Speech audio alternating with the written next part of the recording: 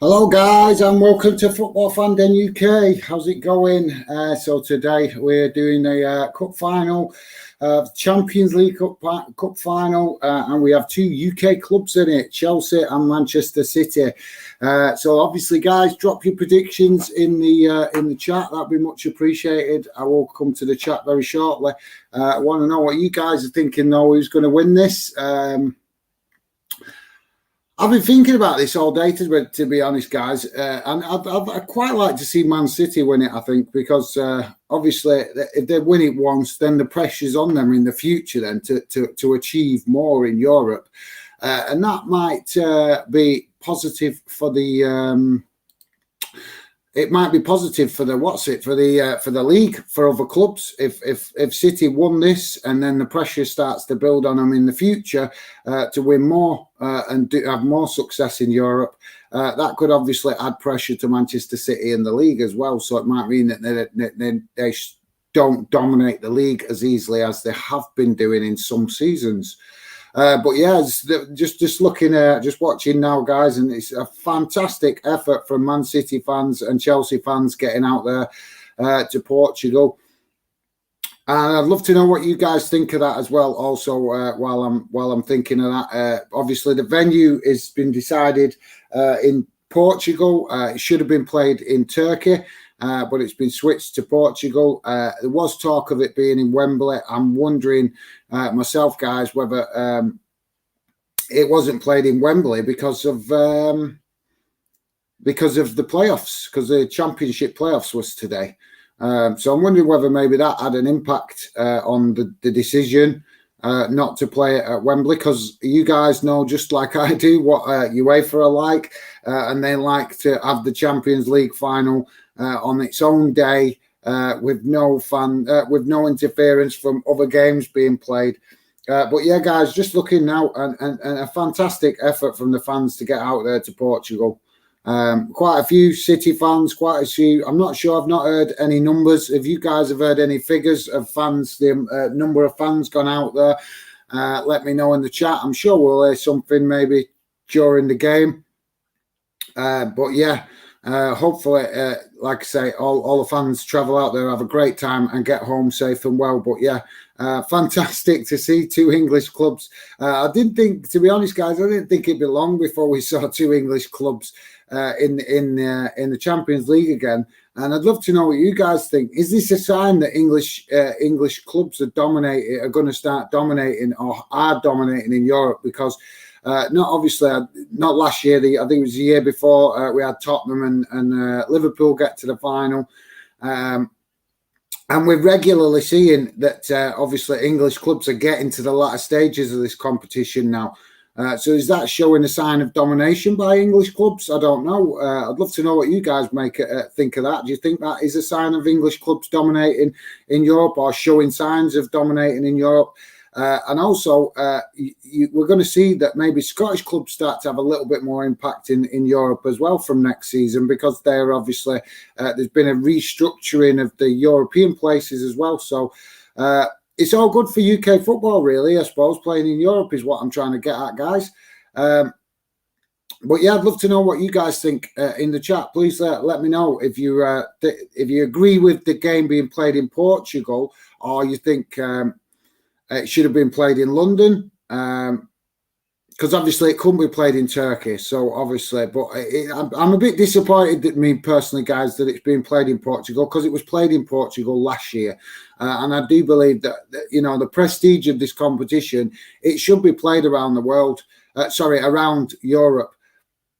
And if you couldn't play it in London because of the playoffs, then why not play it in another club, in another ground within the UK? They could have done that. They could have arranged to play it at Old Trafford, at Aston Villa, possibly, even possibly in Scotland. They could have played it up there if they couldn't play it in Wembley. Because, like I say, guys, but I'd like to know, like I say, I'd love to know what you guys are thinking with regards to that. Are you happy that this game is in Portugal tonight after it being in Portugal last year? Would you have liked to have seen it played elsewhere? And if so, where? But yeah, guys, we're coming around to kick off. So I'm just going to quickly refresh that, guys, because that's gone off for some reason. Let's see. see if we can get this sorted. Just bear a second, guys. I'm just trying to see if I can get the well, that'll come up in a minute, but there we go. Is that come back? Yeah, there we go. Sorry about that, guys. So we're just going to have a quick look over the team before we get going, guys, before the game kicks off. Now, I did hear a little bit of the managers before the game kicked off, and obviously Man City have gone for a very attacking lineup, and he was Pep Guardiola was asked about it before kickoff. You know, why has he gone for an attacking lineup? And I think it's the Man City just going out there with the intent of get the job done, which explains obviously the fact of playing 4-3-3. But with Chelsea, I don't know. I'd love to know what you guys are you thinking that is. If you're a Chelsea fan, is that how Chelsea set up regular? Because that to me, they're playing 3 at the back, 4 in the middle. And 3 going forward, but it's like a staggered 3 going forward, and that looks a little bit maybe more defense minded. I'm not sure because I don't watch enough of Chelsea, to be honest, to know if that's their usual formation. So if you guys do watch quite a bit of Chelsea, let me know if that is a familiar lineup for Chelsea. But yeah, guys, we're coming around to kick off. I will come to your comments in the chat, guys, because I want to hear what you guys have got to say, predictions for the game, and also, like I said, as I was asking at the start of the show, whether you're happy that the game is being played in Portugal after it couldn't be played in Turkey. Do you think it should have been played in London or another city within Europe? And the only reason I'm asking this question, guys, is because it was played in Portugal last year. So they're supposed to move this competition the final round so that all the clubs get all the nations, get the opportunity to meet Kelly and Dave to be involved. Oh, sorry about this, guys. Year. I'm just the 2 of them. So Kelly's decided to propose. Come on. Propose that Dave plans his dream football trip. That's a yes from Dave, and some peace and quiet for Kelly. Oh, come on. Steady on, Dave. There we go, guys. Sorry, I am just trying to bring you a bit more of what's going on in the game. You guys are probably obviously watching it on the telly, but yeah, there we go. We can see at least on the screen now the ball movement on the pitch. So there you go, guys. That at least I'm presuming most of you guys are watching it on the TV or whatever, because it's obviously a Champions League final. It's really easy to access, and then the rest of the competition's not always easy to access to watch. But the Champions League and UEFA Cup finals are always easy to access because they obviously use them to promote the competition. So they make it readily available. But yeah, guys, but obviously City start kick off. City have got a fair bit of possession. We're only, I think a minute in or something like that. So yeah, it's obviously I would expect that City are going to have a lot of possession because we know that City play a possession-based game. And like I say, I'd love to know what you guys, if you let me know, do you think that this is a more defensive lineup, what Chelsea have took with regards to their lineup? Because they've gone with like a 4 in the middle and 3 at the back. But like I said earlier, guys, I don't watch enough for Chelsea. I know they do play 3 at the back. I know that. I know. I've watched them a few times, so I know that they do like to play 3 at the back. But yeah, just like I say, not as familiar with them as maybe some of you guys. Let's go to the chat and see what who's with us. Stephen Allen saying hi, everyone. How's it going, Stephen? Thank you very much for dropping in the chat and saying hello.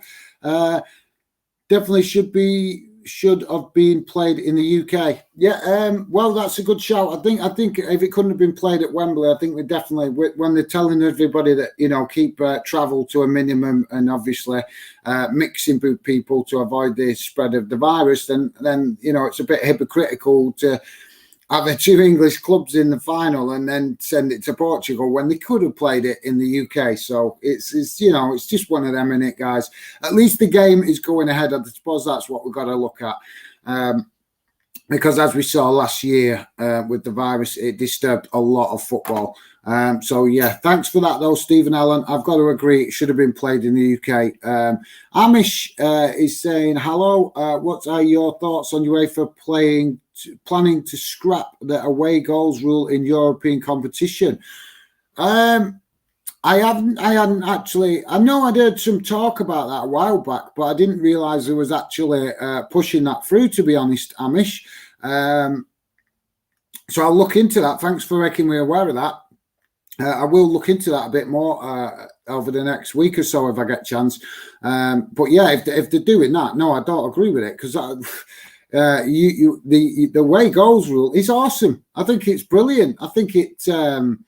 Well, I wouldn't say brilliant, but I think it's a good thing. I think it has an impact. It makes the competition different to other competitions, because the way goals rule doesn't apply if you have a two-legged game, a two-legged tie, in a domestic cup competition, for example, FA Cup or the League Cup. Let's say, for example, in England, is semi-finals is 2 legs, and obviously the Scottish Cup is 2 legs, and I think some other. I think, is it the Spanish Cup? I think that's 2 legs. And I don't think any of them competitions have the away goals rule. So the away goals rule is something that's a bit unique to Europe, to European football. So why would they scrap that?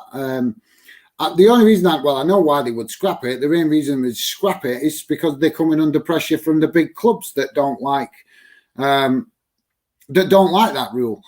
So yeah, I don't agree with it, to be honest, Amish. If they're planning to scrap that, that is a bit out of order. But yeah, thanks for making me aware of that, mate. I will look into that because I want to know more about that if that's happening. To be honest, mate, I've been trying to learn a bit more about this new Conference Cup that's coming in next season. So yeah. I haven't really, maybe that's why I've missed that, to be honest with you, mate. But thanks for making me aware of that. And thanks for getting involved in the show, mate. Don't forget, guys, go and check out Amish on social media. He's a big Bayern Munich fan, but also Northampton fan, not if I remember correctly. So yeah, go and check him out on social media. If you want the link to his account, you can send me a message on social media, and I will give you the link to Amish. But top lad and a big footy fan. But thanks for that, Amish, mate. I appreciate making me aware of that. DJ Samuel, how's it going, mate? Congratulations to Brentford on promotion to the Premier League. Yes, mate, we have to definitely give congratulations to Brentford. What an achievement for them. I think a lot of people are actually, a lot of fans are happy to see Brentford get promoted. And I think it's the first time they're ever in the Premier League. So yeah, it's every game for them next season. It's going to feel like a cup final, but without the pressure, because they're going to come up and there's not going to be too much pressure on them to achieve anything. To be honest, they're going to be able to, use it, have a free card if you like. There won't be too much pressures. Well, maybe that will help them pick up results in the Premier League, not having that pressure and expectation. Because I think obviously next season a lot of people will probably tip Brentford to go back down. But yeah, what an achievement! Absolutely fantastic achievement for Brentford. And they did it in style as well, to be fair. 2-0, clean sheet. So yeah, thanks for pointing that out, DJ Samuel, top lad. Don't forget, guys, you can go and check out DJ Samuel also on social media. And if you need the link, just let me know. But I think you can actually find it under his name. So guys, just seeing here that as expected, Man City having quite a fair bit of possession. Which I think most of us expect. Don't forget, guys, hit that like button if you could, and subscribe if you're new. And also, I want to get your score predictions if you can, guys. Give us a score prediction before this game gets going too much. Sterling with a good opportunity there. I think it was Sterling. Yeah, Sterling with a good opportunity, but the goalkeeper did well to close the space down there, to be fair. But yeah, they broke quick there. See, this is the thing. What I'm asking is, it looks like Chelsea are playing with this 3 at the back and pushing up. And is that going to be the downfall? Because obviously, Man City, we know, play a possession-based game, and they like to move the ball forward gradually, kind of like Barcelona do. similar to that at least. But obviously they'll adapt, and if Chelsea are going to play a high line, Man City are going to adapt to that, and they're going to see that as an opportunity to try and get players in behind, so going down the wing. So maybe we might see tonight, if Chelsea do push this high line, we might see that actually Man City play a different style to what we're used to seeing. They might actually play a more direct style of football.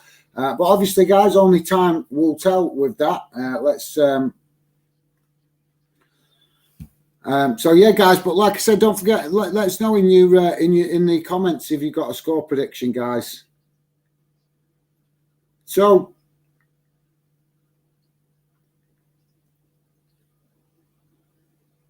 yeah, I was just going to say, guys. So obviously, I think we're going to see for the first 10-15 minutes, this might be a little bit scrappy. Because obviously both clubs will want to win this, and I'd love to know, guys, as also if you let us know in the chat what club would you like to see win it? Which club? Before we start, would you prefer Man City to win it? Prefer Chelsea to win it? Obviously, I'm presuming that will depend on what club you support yourself.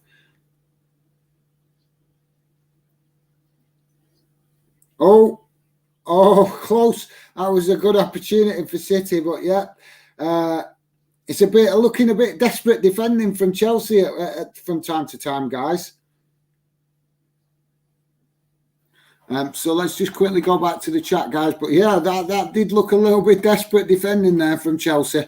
DJ Samuel saying penalty shootout. Oh, right. So you're expecting it are you expecting it 0-0 and then penalties? Or are you expecting like a score draw, mate? But yeah, good shout, mate. It could be a really tight game and go to penalties. But like I say, let us know, DJ Samuel, if you're expecting a few goals as well to take it to penalties. Like, is it going to be 1-1 or 2-2 or something like that? Let me know if you're thinking it's going to be goalless draw or there's going to be a couple of goals as well. Stephen Allen is going for a 3-1 to City. 3-1 Sid, good shout. Yeah, that's a good shout. And to be fair, obviously with the way they've started, it's looking positive. So we're 10 minutes in, guys. 10 and a half minutes in. That's gone quick, that, to be fair, the first 10 minutes. I was expecting that was going to come out. I can't see the clock on my screen, guys, to be honest. So it's just come up on the bottom of the screen then, 10 minutes in. But yeah. Let us know, guys, if you have also got any news about your club and tickets for next season. I want to hear from you guys. Like I say, Football Fan Den is here to give you guys the opportunity to talk about football stuff, talk about your club, talk about tickets, talk about owners, talk about whatever you want to about. This is your place to come and be happy about your club or moan about your club or the FA or the SPFL, whatever it is you've got to say, guys. That is what Football Fan Den is about, and why I keep doing these live streams. I'm not expecting a lot of views, to be honest, guys, tonight, because obviously it's a big game. It's well publicised, and I'm sure a lot of other YouTubers are also doing the game as well. But I was actually asked to do the cup final, so I thought I'd do it because I was asked. But as usual, as you find, you get asked to do these games, and the people that ask you don't actually watch. But not to worry, guys. It's all about building the channel and staying positive and trying to keep working towards growing fandom for you guys. That's what I'm doing. Obviously, I'm a lover of football, but my real passion is the football and the fact that fans are football. So Chelsea just trying to push up here, guys, and get a bit of possession, and obviously trying to apply a little bit of pressure on Manchester City. But yeah, for the first 10 minutes, it was mostly all Man City. So, but yeah, Chelsea obviously not letting City have it all their own way. But I'm a bit frustrated, to be honest, guys, to see that it's been played in Portugal. Because even if it couldn't have been played in the UK, they could have played it in Belgium, Scotland, Ireland, You know, there's so many places they could have played it. I don't agree with the fact of it being played in Portugal 2 years in a row. That's not right. That's not right.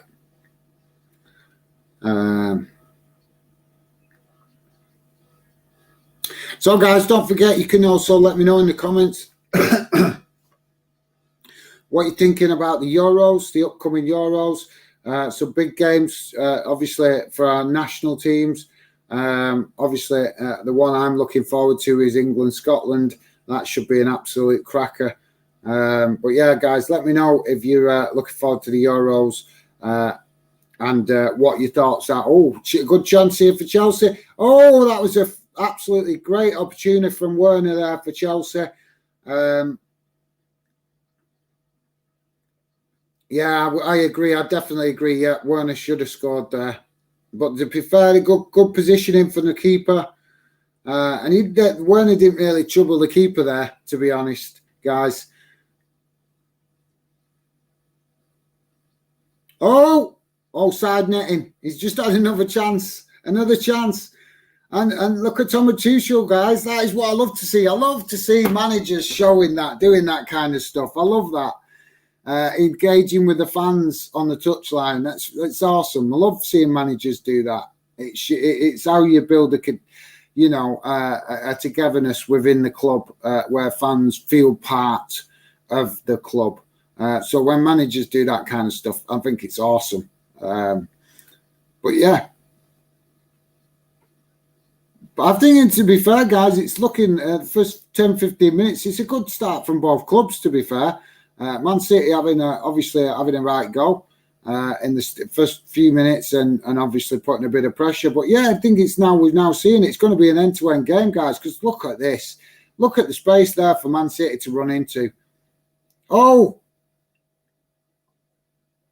just too many defenders there for De Bruyne to get past then, guys. But yeah, a good break opportunity for Manchester City.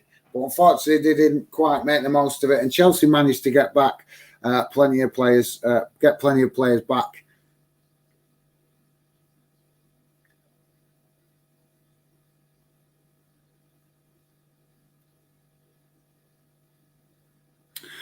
So Stephen Allen saying, "Who do I want to win?" I would say I would say I'd like to see Man City win. I did say it earlier at the start of this show. It would be great to see Manchester City win, guys, because obviously it'd be. I think if Manchester City could win this competition, I think it'd pile the pressure on them in the league in the future, because it'd mean that there'd be. Once a club wins the Champions League, then the expectation rises, and pundits and TV companies and the media and fans all expect that club to be regularly start competing, to be up there close to the final, if not getting to the final. So once Manchester City win this competition, obviously it's not going to be the same kind of pressure as what a club like, for example, maybe Liverpool or Man United or Real Madrid are under to win, to be successful in Europe. But the pressure would build for Manchester City. They would come under more pressure to achieve more in Europe and be more successful in Europe. So yeah, for me, I think it'd be great to see Manchester City win it and see how they react to winning it, guys. Because we saw that with Liverpool, they won it, and then the next season in Europe, they was quite poor. So it would be good to see Man City win it and get, obviously, because it would be their first time to win it. We've seen that Chelsea have won it before. So yeah, it'd be nice to see City win it, to see another club. But I want to see City win it too, see how they react to the pressure, because they would come under pressure. The expectation would rise from fans and media and stuff like that. So they would find that, like, the following season, they would be under more pressure to achieve. And that could affect how they play in the league. So yeah, there you go. If that's a good enough explanation for you there, Stephen Allen. Sorry if I was going on a little bit. I just wanted to express that, obviously. properly. But let me know, guys. Still 0-0. If you've got a score prediction, drop your score prediction in the box. I think there's only Stephen Allen gave us a score prediction up to now. Was it? Yeah, 3-1. Stephen Allen said. I would say I think we might see it go to penalties, but I think that I think Man City are going to win it. I do. I think they'll come out on top, maybe 2-1 or something like that. I think it's going to be tight all the way through it, guys. But we want to see goals, don't we? We want to see goals. So yeah, it'd be great to see obviously get some goals.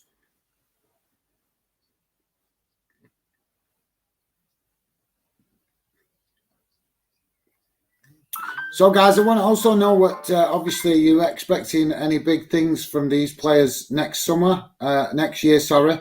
I think it's great to see, obviously, Phil Foden involved, doing so well for Manchester City, and hopefully he's going to be a big player for England with a bit of luck in the future. We don't want to put too much pressure on him yet, guys, because he's still in, even though he's showing absolutely awesome talent and desire and commitment for Manchester City, we don't want to add too much pressure on him too soon. So, we just allow the lad to keep developing and improving, and hopefully that he is going to be a big player for England in the future. I'm not expecting anything, dramatic from him this in the Euros. Obviously, I hope he makes a good contribution. But yeah, I think he's going to be he could be the player that helps England finally win a trophy, guys. Because but it's just we've got to manage that expectation, because we don't want the lad to feel under pressure. And we know it, guys. We know, I've seen it, and I found it so frustrating. I've seen it. Obviously, I'm old enough to remember the mainstream media in the UK putting pressure on David Beckham, Wayne Rooney. And these players, as good as they were, I think every time they put up on an England shirt, they felt the weight of it. And they felt the weight of that shirt because of the pressure coming from the media. They were always expected to be the player that was going to produce that moment of magic that was going to obviously get us to a cup final or something. So we don't want that kind of pressure put on to the likes of Phil Foden and other young talent that's coming through for England, because I think it just works against the player. It's too much pressure too young. We need to let them express themselves and enjoy their football, not add that kind of pressure and have the British media putting that pressure on. And another good chance from City, but to be fair, some absolutely top draw defending from Chelsea. I've just noticed who the referee is, guys. And this guy is ruthless. I'm not sure of his name, but I don't know if you guys have seen this guy before. I have seen him referee UEFA Champions League games. I think European games, full stop. I think because he manages Europa League games, and I've seen him. He's ruthless, guys. He's absolutely ruthless. So obviously Chelsea and Man City are going to have to players. They're going to have to be careful around this referee, because he will. He's not scared of dishing out cards. He's not scared of sending players off. So let's hope that doesn't happen tonight. Let's hope that he doesn't feel the need. But like I say, I've seen him, and he's not. He's a pretty ruthless referee. Takes no nonsense.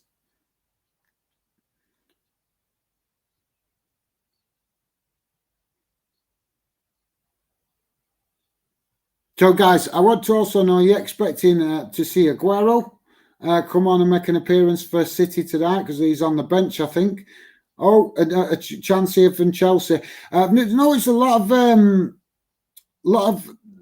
up to now. It looks like both Chelsea and Manchester City are trying to get in behind, like coming into the box and trying to come in like down the wings, for example, or come in from wide and chip balls into the box or crosses. That seems to be at the minute, in the earlier stages of the game, that seems to be a bit of a theme that's developing, that we're seeing that both clubs using that tactic, shall we say.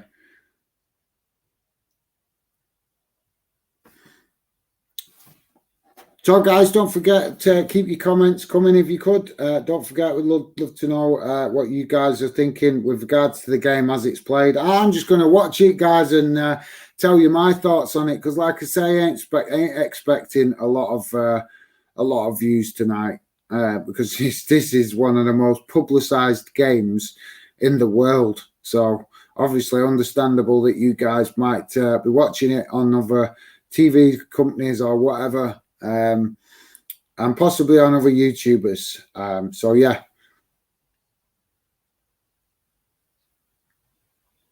Right. A handball. Has he got a handball?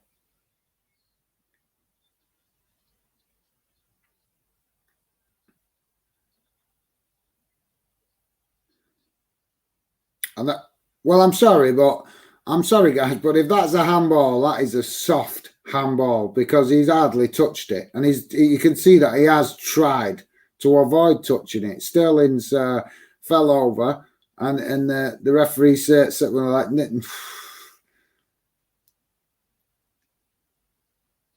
that wasn't a handball for me, guys. It wasn't.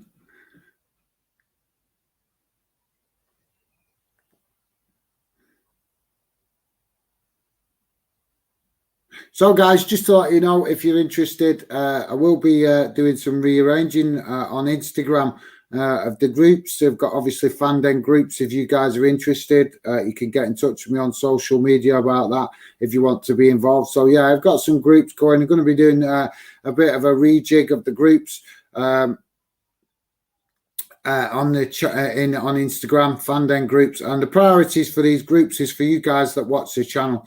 I'm not really bothered about other fans. If people are interested in the channel, I want to make top groups for you guys that like what Fanden is about. Because, like I said, the idea is to try and create a community. But that'll only work, guys, if fans want to do that.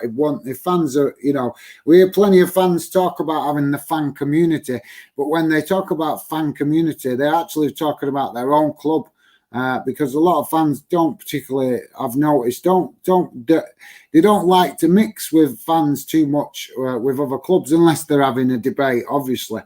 But yeah, I have noticed while I've been doing the channel that there is certain clubs that their fans do seem to be a bit in a bit of a clique, shall we say. They don't really look at much other football. And one club that comes to mind is Man United. Man United fans, I think they don't really take much notice of other clubs and how they're doing. They're literally just, a lot of United fans do seem to be just interested in United and not actually general football. And the reason I say that is because we might have United fans I speak to and say, "Are you watching England?" And they say, "I'm not interested in England, not interested in international football." You ask them about other clubs, they're not interested. So, yeah, love to know what you guys think, but that's my experience. There probably is United fans out there that, maybe I'm speaking a bit unfairly, but there probably is United fans out there that like watching other football. But I just noticed a lot of United fans don't like watching other football. I expect there might be a few United fans tonight, though, watching this, obviously. Probably just wanting City to lose. But yeah, let me know, guys, what you think of the game so far, and also if you've got a score prediction and what you think of the fact of the game being played in Portugal.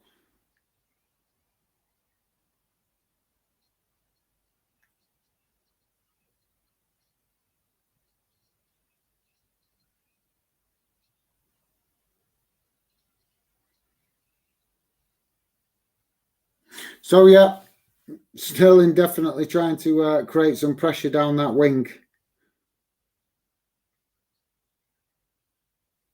Oh, a great opportunity for Manchester City. Unfortunately, they couldn't put it back in the back of the net.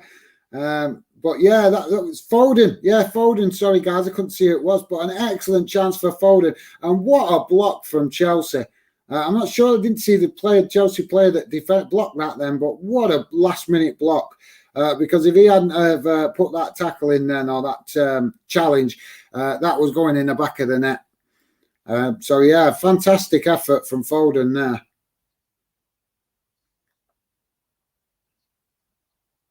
Rudiger. So yeah, there you go, guys. It was Rudiger that put the challenge. Fantastic effort. Do you know something, guys? One thing I love cup finals, and I'm sure you guys do. But do you not notice that you see this intensity of the players, and you don't always see this intensity in league games? You don't, and I find that a little bit frustrating. Because when they wear the shirt, whatever club they're playing for, they should wear it and want to give everything for that shirt. I'd love to know what you guys think. Do you think that the intensity is disappointing in league games sometimes compared to cup games? I'd love to know what you guys think of that. Come on.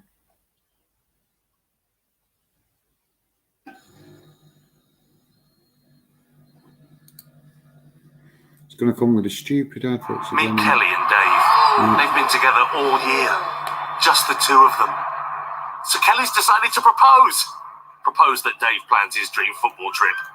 That's a yes from Dave. Sorry guys, I'm just refreshing that because it's gone off. Steady on, Dave. That's not going to get me in bloody bother with YouTube with a bloody copyright. Stupid adverts. Sorry guys, I was just refreshing that.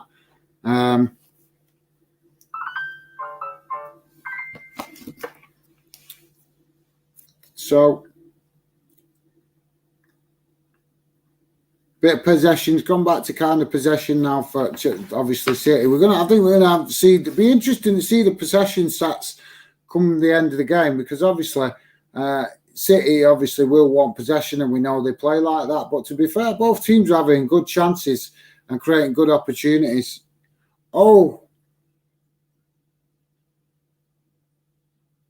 I missed that opportunity then, guys. So I was just quickly looking at my phone.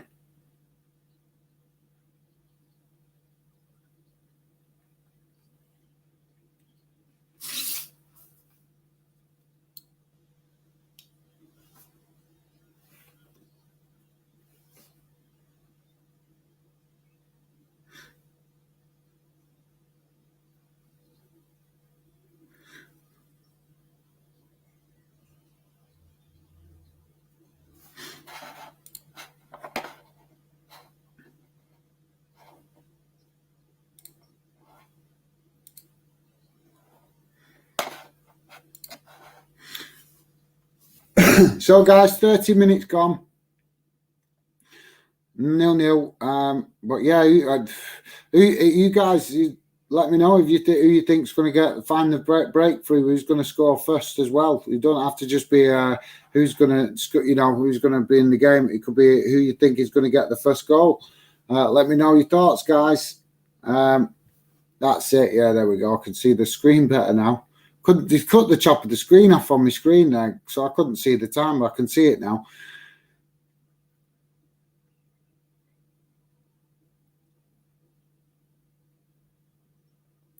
So great. Obviously, we're not getting a lot of fans in tonight, so it might be better for me to cut this at half time, to be honest. I didn't expect a big crowd tonight. I thought obviously a lot of options to watch this game tonight. But just the fact, like I say, the fact that fans asked, I had one or two fans ask me if I was going to do this game, and then fans haven't even turned up. That's the best of it. That's what's laughable.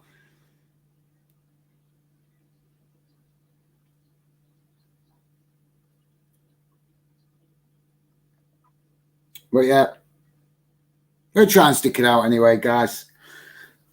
Just sit here, obviously watch the game and see who's obviously going to come out on top. But yeah, there's some serious challenges going in here, guys. There's some definitely. I love seeing this kind of desire from players to put tackles in. But like I said, I don't think we always see enough of that in the league. I think we do see that. We can see in league games sometimes that players can show laziness because we show the intensity and the desire to win tackles in cup finals and big games like this. The players show more desire, more commitment, more effort. I think that's the key word, guys. They show more effort. So yeah, it's quite it's just something to maybe discuss in the future and maybe have a debate about that actually. But yeah, I'll give that some thought for the future.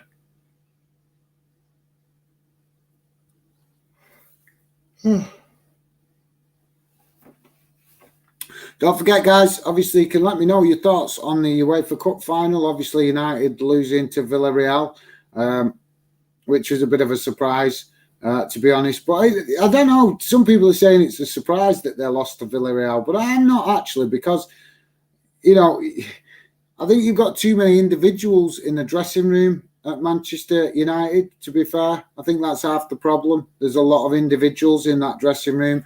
You need a team togetherness to have success. And I was shocked to see that Pogba was taken off as well, because this is why he was brought into Man United, to try and win big games and help him get over the line in big games like that. So, yeah, guys, let me know if you've got any thoughts on that, on the UEFA Cup game. I did want to actually stream that game, but obviously I couldn't because of other commitments.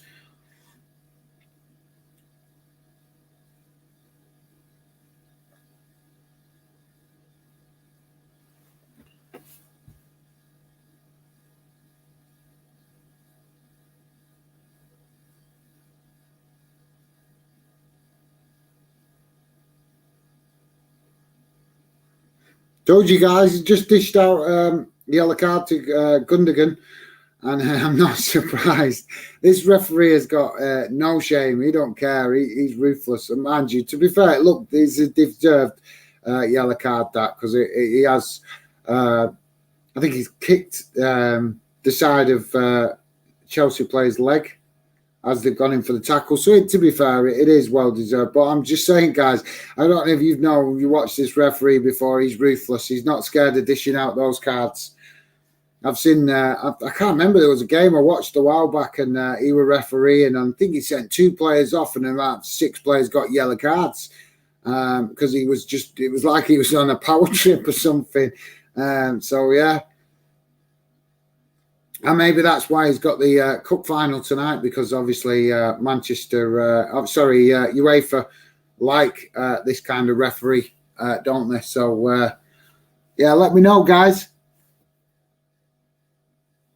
Do you think this is a good ref or a bad ref? I'm not sure of his name, but I have seen him quite a few games. He caught my eye a couple of years ago when I watched him referee a game, and like I say, he was ruthless. He was absolutely ruthless with the cards. He was dishing out reds and yellows left, right, and centre. So yeah, let me know, guys. What do you think of the ref? And I don't mean like tonight, just for this game. I mean generally. Do you think this is a good ref, a bad ref? And also, if you know his name, and all, because I don't know his name. As soon as I saw him, I recognised his face. But as I've told you guys before, I'm not always the greatest person at remembering names, but his face, as soon as you see him, as soon as I see him now, I'm like, if I see him referee any games with UK clubs, I'm like, right, you better watch yourself tonight. So I believe this game's played in Porto tonight, guys. There was a bit of confusion. I know I had a couple of fans asking me where it was being played, and it was left quite late for UEFA to announce where it was being played.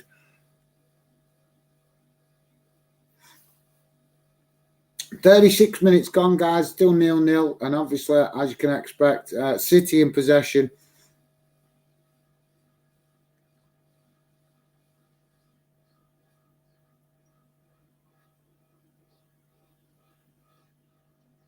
So yeah, guys, obviously I tried a few of these live streams now, so I'm thinking maybe change back to my original tactics in the new season. I'll probably still do some live streams, but I don't think I'm going to push at them as much as I was expecting to, because I thought a lot of fans would wanted me to do live streams, because I was asked quite a lot of fans on social media to do live streams, but there's no point doing the live streams. He ain't getting enough fans interested. So it's quite surprising sometimes when I do the live streams, I get fans asking me to do them on social media, but then don't watch. So I suppose it's all good learning for me, guys, because like I said, channel's still in its early stages of building. So it's all learning, innit? Got a lot of learning still to do. I think Fanden this year will be 2 years old this summer. So yeah, bit of a milestone there. Obviously not the amount I thought there'd be. Maybe the channel would be a bit further along in the first 2 years, but not to worry, guys. It doesn't help with my work commitments, because obviously that impacts a lot. As you guys that watch regular know, my work commitments do impact on how much I can work on the channel. So it's just one of them, guys. I'll keep pushing and doing as much as I can where I can, but unfortunately I do have to work, so I've got to work around that until the channel grows more, unfortunately. But hopefully one day I may be able to do it properly as a on a full-time basis. But for now, just keep plodding on, guys. Just keep plodding on. So we're seeing a substitute here for Chelsea. We're seeing Thiago Silva coming off and Andre Christensen coming on. Sorry. I'm not sure. Has he picked up a bit of a knock there? I've missed that. If he's picked up a bit of a knock and you've seen it, guys, let me know in the chat. I think I've missed that. What's going on?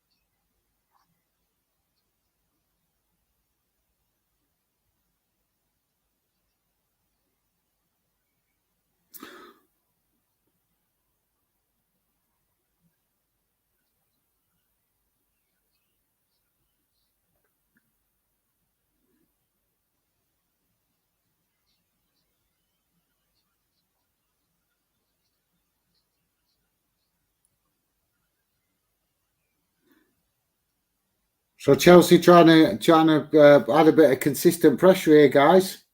I'm sorry, I haven't got a lot to say tonight, guys, but like I say, I did this expecting to watch the game and have more interaction from a few people that had asked me to do it. But there you go. So coming up to 40 minutes, 0-0, guys. Not much been. The chances that have come in the boxes, there've been some good chances, but they've been quite limited. It's been more of a bit of a midfield scrap overall over this most of this first half, guys. So yeah, let me know, guys, if you're expecting any change of tactics, any change of formation at half time to obviously turn this game around. Obviously, well, not turn it around to change the dynamics, shall we say? Sorry, of the way the game's going. Love to know in the chat, guys, what you think.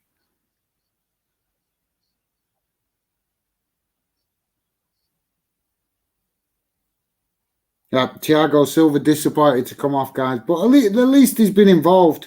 Sometimes think players have to sometimes be a little bit more humble and respect that it is a team game. And he's made a contribution. He's been involved. He's been involved in the game. So it's just disappointing that he's picked up a knock. I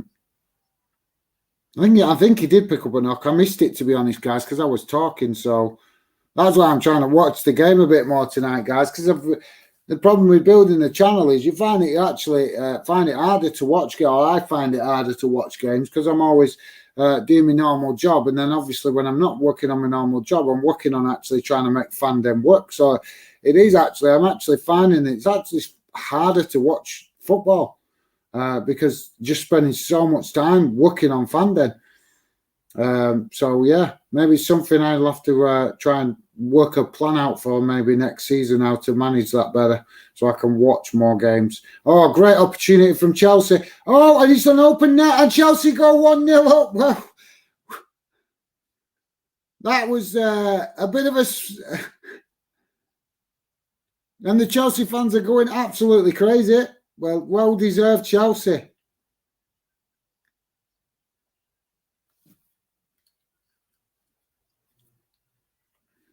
Kai Havertz scoring for Chelsea.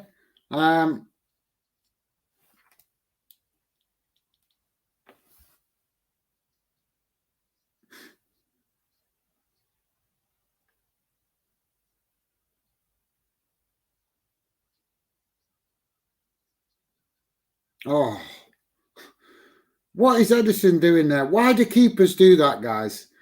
Don't come out unless, and he's pretty much out of his box there. I think he's out of his box because he didn't use his hands. He's come out of his box. Why do keepers do that, guys? I couldn't see the angle. It looked like it was on the line, but I think he's actually out of the box when he's actually made the tackle. Because the first angle that it showed, it didn't show it clearly. But yeah, why do keepers do this, guys? Why does he come out? I get he's closing down the space, but why does he come out that far? Because it's left him with very little options with what to do other than to slide in and try and distract. And it's backfired on the keeper a little bit there, guys. Love to know what you guys think. Let me know in the chat. But yeah, 1-0 Chelsea. An absolutely fantastic goal, to be fair, because it came from something or nothing, really.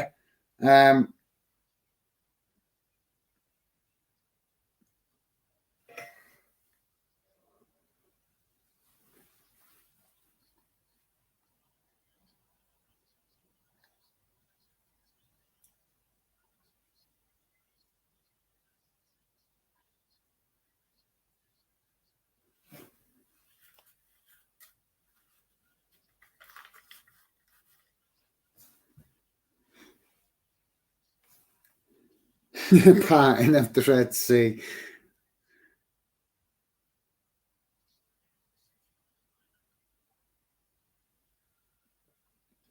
Yeah, that's true, Stephen Allen. Fair play, City. Fair play to Chelsea, but come on, City. Yeah, fair dues. Yeah, there's still plenty of time in this game for City to turn this round. We know what City can do. But yeah, look, to be fair, you got to give credit to Chelsea. They are not showing any fear to Man City tonight. They are well up for this. But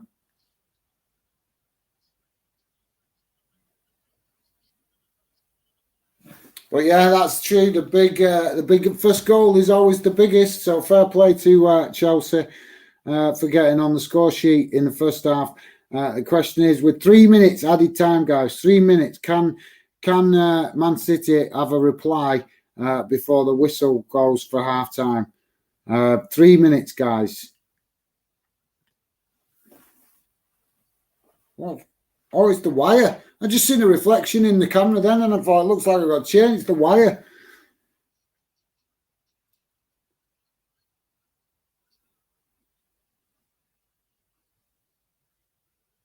So I don't know, guys. Have you heard any figures of the fans that are allowed to attend tonight? I haven't heard any figures myself of how many fans.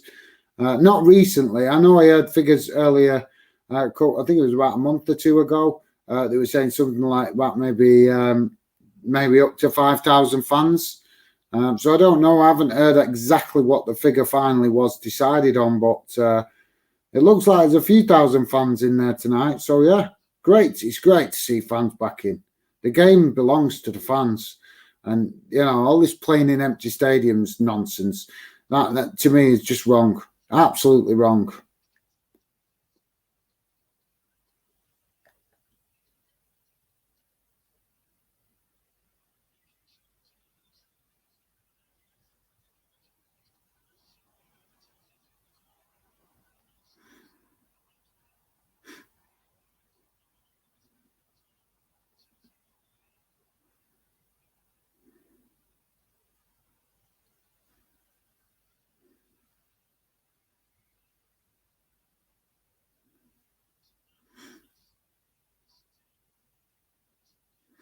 Yeah, Thomas Tuchel on the touchline there, trying to work his magic.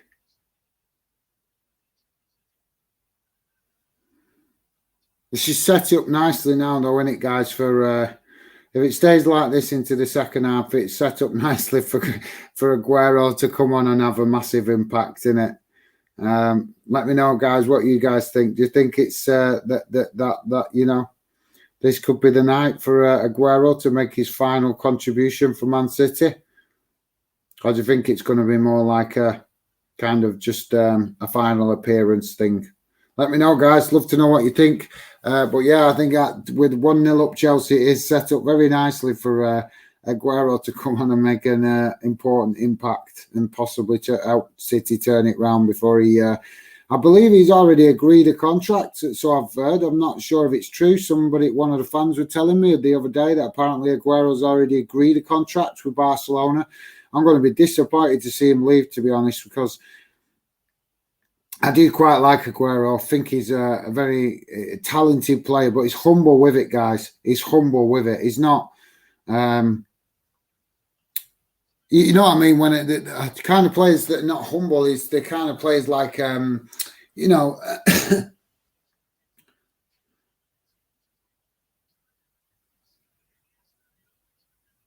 Yeah, Chelsea fans just going a bit, making some noise there to show their appreciation for Chelsea's efforts. But yeah, kind of 50-50 up until that goal, guys. It was up in obviously well up for question who was going to win it. So yeah. All right, thanks for that, Stephen Allen. 16,500 fans in attendance, 6,000 for each club, 4,500 for VIPs and sponsors. That's a pretty good attendance, that actually. That's considering all these lockdown that's been going on. So yeah, thanks for that, Stephen Allen. That's really good attendance. I didn't think that UEFA and what have you would allow that many fans just yet with obviously what's been going on. I thought they would keep it to 10,000 max. So yeah, to see 16,500, obviously not unfortunately, some of them are corporate fans, the VIP sponsors and stuff like you say. But even still, there's 6,000 each, so that's like 12,000 fans in it for each club. For proper fans, 12,000 proper fans, and then obviously tourist fans, which are the 4,500 VIPs and sponsors. But yeah, I'm surprised at that. But thanks for that, Stephen Allen. I'm quite surprised at that, to be honest, because like I said, I thought that they might keep the attendance below 10,000 just because of all this what's been going on. So it's great to see that kind of numbers. Which means that come next season, we might actually see full stadiums, guys. Well, you never know. Let's hope so. It'd be great to see the stadiums getting filled up again. So, yeah, don't forget, guys, hit the like button if you could. Obviously, I'm not expecting a big audience tonight because I know that this game is well publicised and a lot of other YouTubers probably doing it as well. And with FanDen still quite new on YouTube, obviously... not a lot of fans will know about us, and we'll struggle to getting the algorithm right now at the minute, guys. That's the problem we're having, working towards getting seen more in the algorithm. I'm still learning about how that works, to be honest, because it's a bit of a... I don't know. I don't seem to have seen any benefits. I wish this YouTube had a hotline to ring them up, to be honest, to ask them, because I don't get the impression that YouTube is helping me much in the algorithm. So if you just found us randomly on YouTube, it'd be great to know, because a lot of the people I'm seeing come on the channel are coming from people I'm speaking to on social media. So yeah, I'd love to know if you guys are actually finding us on YouTube, not on social media. But yeah, guys, don't forget, let us know your score predictions if you could. Obviously, it's 1-0 to Chelsea. You think do you think Man City going to turn this round? You think this is a perfect scoreline for Aguero to come on and work his magic before he leaves? Let me know in the chat, guys. Be interested to know your thoughts, because, like I say, it's been a pretty interesting first half. Actually, I'm quite shocked at how little City's domination has been with possession, because we normally see in the league they have a lot of possession and they like to play that style. And don't get me wrong, they had possession in thingy, but obviously Chelsea weren't letting them settle into any kind of possession rhythm. So it meant that they kind of got, Chelsea stepped up to it, if you like, to obviously match the intensity and let City know that they weren't going to allow them to have long spells of possession. They were going to hunt them down and obviously try and get the ball back. So it's made for an interesting game. And I think at the minute we're seeing that maybe that the game plan that City have had at the start of the game has kind of gone a little bit, what's the word? Sour, not sour, a little bit off boil, shall we say. They've not, it were working, it looked like it were working in the first 10, 15 minutes, but then obviously Chelsea, you know, had a couple of chances and made City aware that they weren't going to have it all their own way. So, yeah. Maybe Pep Guardiola will have to do his miraculous team talk in the dressing room. And if you guys have been watching some of the stuff that's been going on, he does like to give some very inspirational speeches in the team dressing room. So let's see if that's what he does during the halftime break and whether it has an impact on the second half. But thank you very much for that, Stephen Allen. That is great info because, like I said, I heard different numbers knocked about a couple of weeks ago, but nothing official. So if that's the attendance, it's a great attendance. And thanks for that.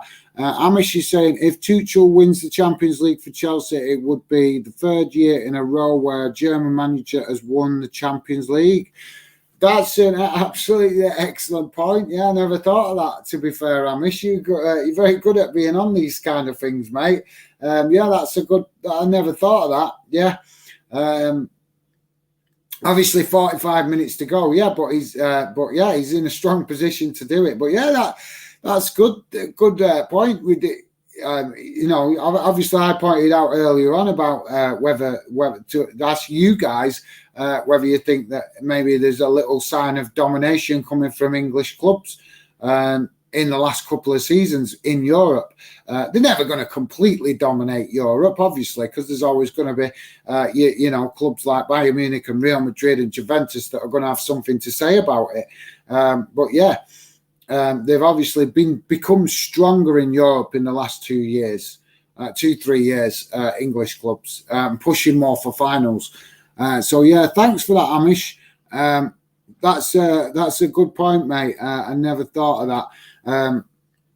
So, yeah, I think, to be fair, to be honest, though, we all know that, obviously, German managers coming from Germany, you know, I like what goes on in Germany. I like the way the clubs are run, the balance, the passion from the fans. You know, there's a lot of we all know, obviously, with what this gone on with the Super League thing as well. We all know there's a lot of positive things going on in Germany in regard to how the clubs are run, how the fans are involved in the clubs, etc., etc. So there's a lot that other leagues around Europe could learn from, from Germany. So yeah, that's a fantastic point, Amish. Thank you very much for that, mate. Appreciate you pointing that out.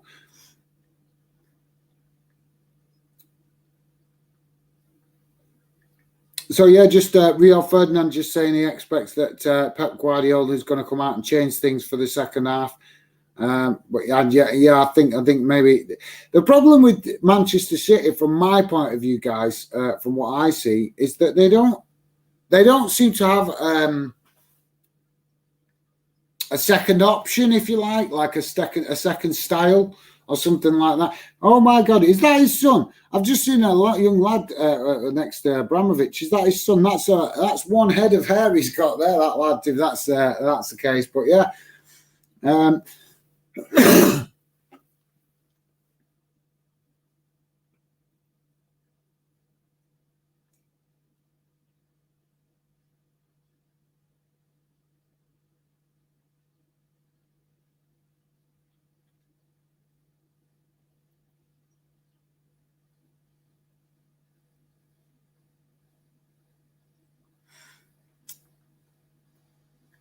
So, guys, I think we're going to see maybe more intensity from Manchester City in this second half. Let me know, guys. Is it going to be a kind of a backs-to-the-wall job for Chelsea? Do you think they're going to get boxed in with, obviously, I think we will see an element of that in the second half because, obviously, sometimes it can work. It can be really good thing for a club when they've gone 1-0 up, but it can also work against them because it means they become more kind of defense-minded, shall we say. And that's the worry for Chelsea fans, I've got to be honest, guys, if you're a Chelsea fan, I'd love to know if you're worried that in the second half, whether you might become more defensive, trying to hang on to what you've got. And if so, is that what you want to see? Or do you want to see your team go for it and try and get a second? It'd be interesting to see how it goes. But yeah, we do tend to see that, guys. When a club sometimes takes a 1-0 lead in the first half, it can work in a number of different ways. It can make them more defensive, or it can actually inspire them as well, because they can go more defensive, but then try and hit more on the counter attack. So yeah, guys, I'd be interested to let me know in the comments what you think, if you think that might be the case. I'm just trying to refresh this a minute, guys. If I can, just bear with me a second. If it lets me. It'll refresh in a minute. I'll sort it out in a minute, guys. But yeah, that's...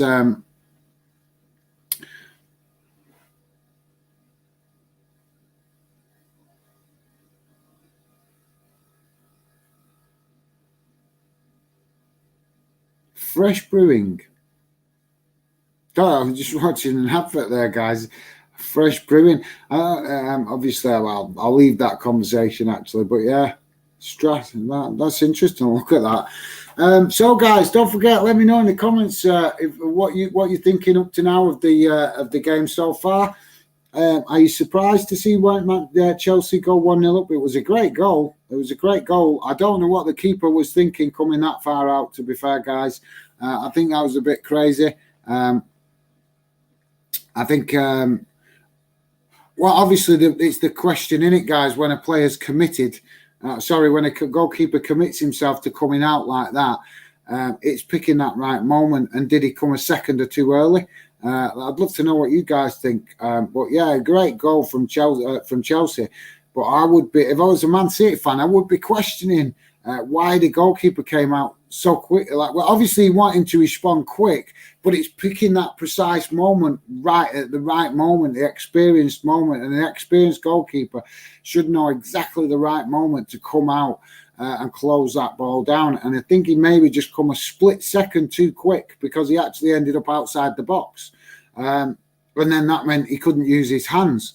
And if it had maybe just come a second later, he might have still been in the box and maybe able to use his hand. But this is why we love the game, isn't it, guys?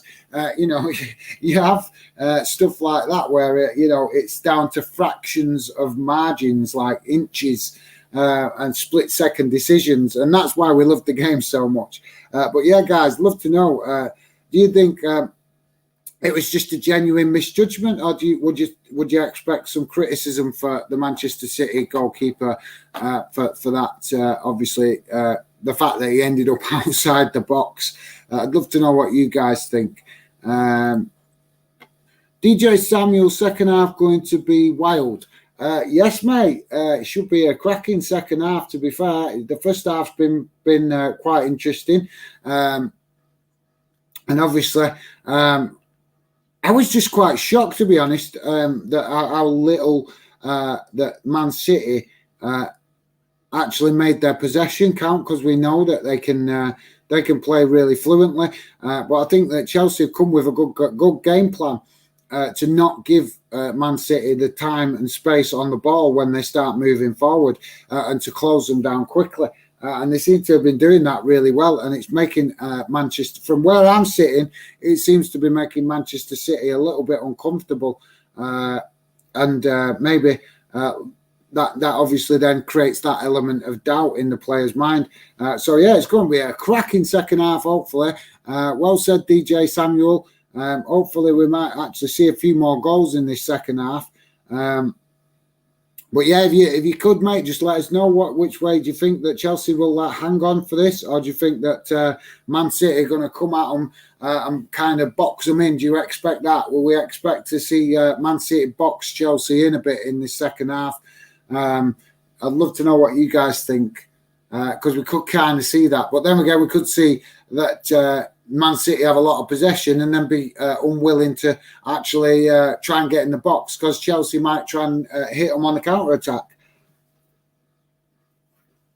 So just seeing the players in the tunnel, guys. The players must have to watch this referee because, honest, this referee concerns me every time I see him.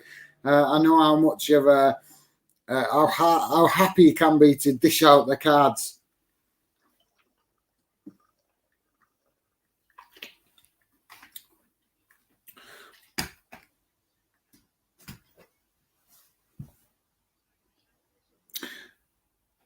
So low views, guys, tonight, unfortunately, but I'm trying to stick it out. I've seen plenty of other YouTubers quit when they've only got 5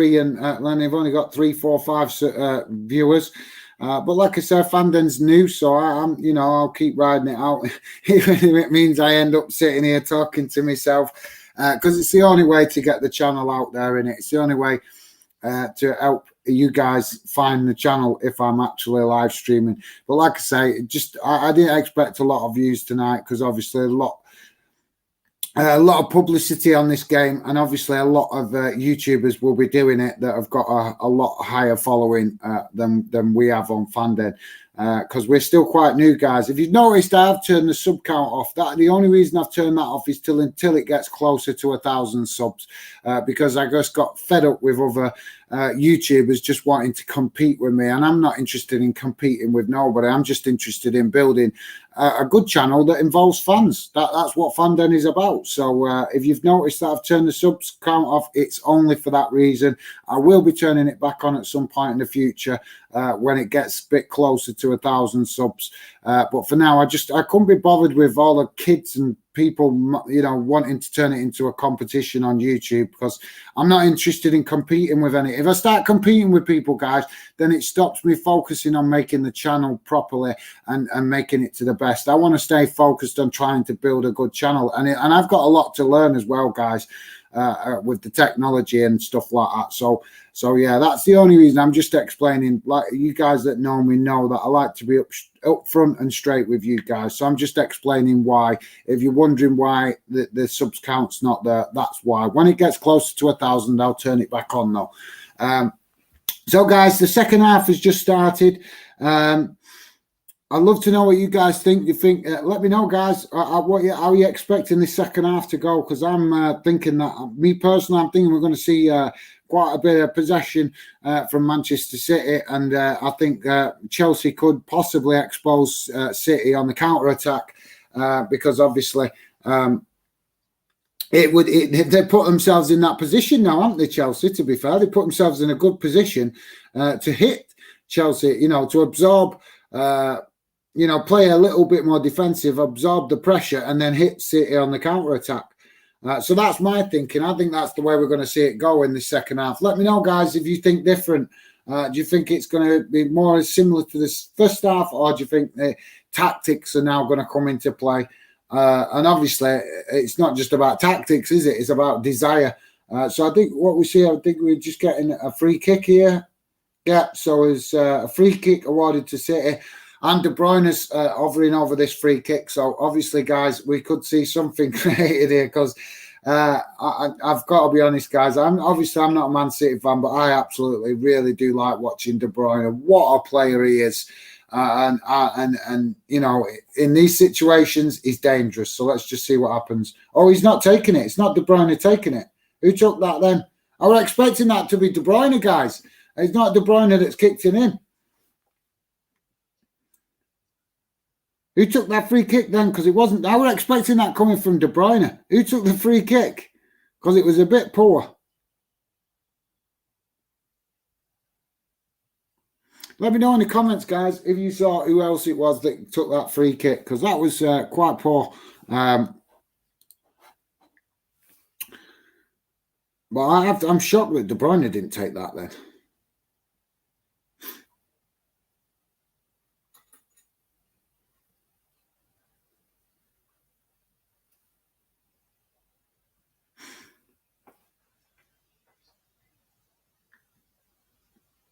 Mahrez just passing. Is that Foden? I think he just passed to. But Chelsea, this is what I expected, guys. It's not took long. We're only 3 minutes into the second half, and we're already seeing that kind of what I expected. That that Chelsea might sit deeper, absorb pressure, And yeah, trying to hit City on the counter attack. So yeah, it's going to be a real test this second half for Manchester City. See what they're made of. All this hype we keep hearing about their style of play and how people like to watch it. Well, let's see if it's practical, guys, because now it's really being put to its test. Can it work against a team like Chelsea that can, that can play good football like City when they want to, but they can also play defensive when they want to? And I think that's one thing that's been noticed by Chelsea is they're starting to become quite adaptable to the teams that they're playing, I think. Like I said earlier on in the game, I don't watch enough of Chelsea consistently to have any kind of serious opinion. So obviously I would leave that to you guys, the fans that actually do watch Chelsea quite regularly. But I do watch Chelsea. I just don't watch them all the time. But I know that when I've seen like highlights of games and stuff, I've noticed that Chelsea look quite adaptable, guys. They look like they can adapt a lot better to the different teams that they play. Whereas I think we see with City, they have, I'm not saying they only have one style, but they have one main idea of playing and they stick to that, and that is possession. So, yeah.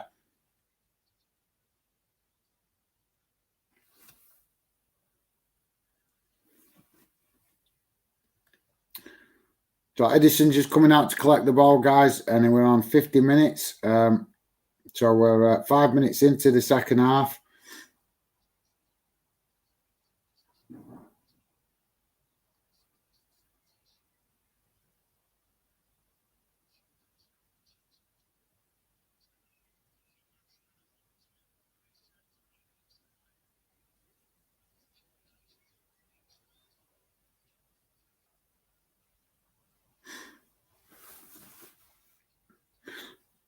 So we're seeing exactly what I expected here, guys. We're seeing that, like I say, that Chelsea is sitting back, trying to absorb the pressure from Man City, and I think it's got City a little bit rattled because this is what they're not good at. That's one thing that we've seen with City. They're not always the best at breaking a team down that want to sit in. So, yeah, do you think that is going to be City's downfall tonight, that they will not find the answer to breaking Chelsea down? Because obviously we can see that they can do it against the likes of Burnley, that eventually they'll find a way through. But Chelsea's a completely different team. Chelsea's obviously a team that can match Chelsea a lot better. Sorry, it can match Man City a lot better with the quality of players and stuff like that. And so, could that be what cost Man City this cup final? The fact that they cannot adjust to a team sitting in them. That was rather cheeky tackle that from Kante, guys. And to be fair, good tackle. Looked like a good tackle, but I'm surprised. I'm surprised the referees let him get away with that, to be honest. Even if it was a good tackle, with many a time, guys, we've seen a tackle like that. Even if it's spot on tackle, if it comes from the behind like that, the referee normally automatically gives it to the other player.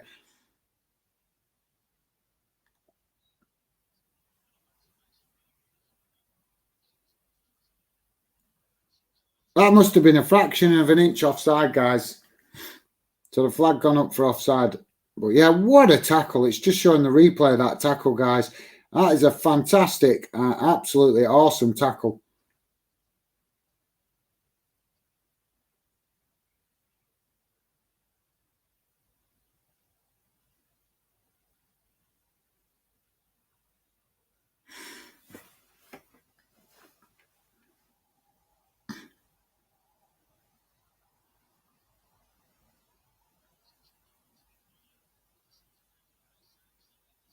And Chelsea definitely going for this counter-attack thing. Oh. I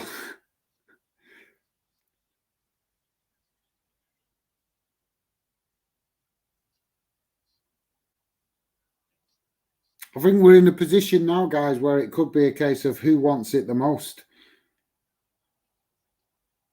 It really could, because it's definitely, you can see the way Chelsea are set up now. They're not pushing too many men forward. They're keeping it compact.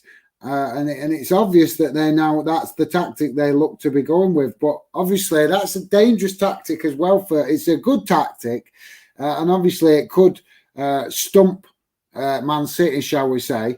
But it's also a tactic that can work against you. And it can work against you because if Chelsea play like this now for the next 30, 40 minutes, and then suddenly Manchester City get a goal, you've got to suddenly switch mindset and try and start playing more attacking to take the pressure off you. And when players play in a team and sometimes go like 30, 40 minutes in that style of play of defensive minded, it can work against them. But yeah, to be fair, you can't criticise Chelsea for using that tactic.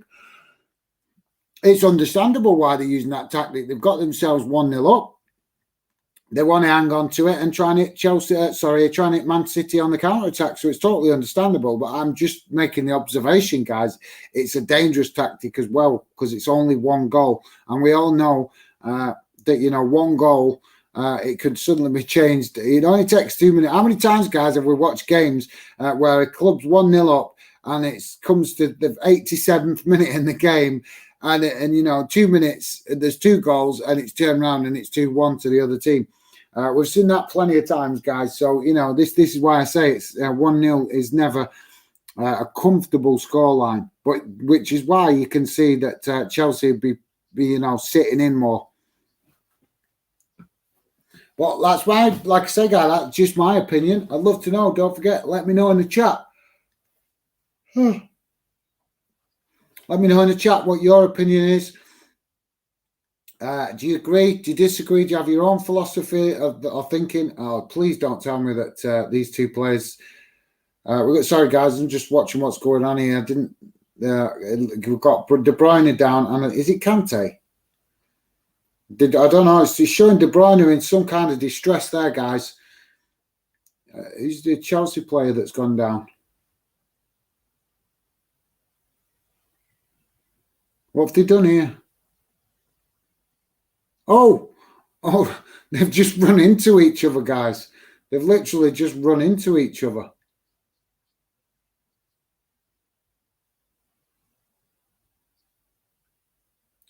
Rudiger, sorry guys, it's Rudiger and De Bruyne just are coming together. It's not particularly any player's fault. It's just they're both gone for the ball, and there's a bit of a coming together. There's nothing malice in it or nothing like that. But it looks like De Bruyne might have come worst off there, guys, and hopefully not. Obviously, because as much as I would love to see England have success in Euros or Scotland or Wales. At the same time, I wouldn't wish any of these players to miss out on such a major tournament for their country because, both of these players, a lot of these players that are involved in the Champions League tonight will probably be selected for their national teams. So obviously, we want to see all the players involved in tonight's game basically, come off the pitch safe and well. At the end of it, so that obviously they can be available to play for their country in the Euros, or obviously in the trophy. I forget. I don't know what the trophy is that's going in. I know there's competition going on the other side. There's like the European equivalent or whatever. Is it the CONCACAF or something like that? It's called. I don't really keep up with South American football and stuff, to be honest, guys. But I'm sure there's another competition on that side of the world. So if you know what that is it called the CONCACAF? But there's something similar anyway. It's the equivalent of the Euros. So, but yeah, like I say, most of these players that are playing tonight, guys, will be shooting straight off to international duty once this game is finished. They'll be joining up with their national teams within a day or two, I should imagine. We will wish that all players have a good game and come off the pitch safe and well. And it's looking like Jesus is coming on, and I'm really hoping that's not for De Bruyne, because De Bruyne is still down, guys.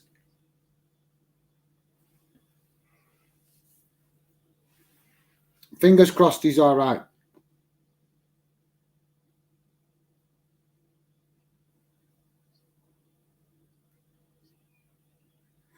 Yeah, it looks like he's all right. Oh, his face looks a bit flush. It looks like he's took a bit of a whack.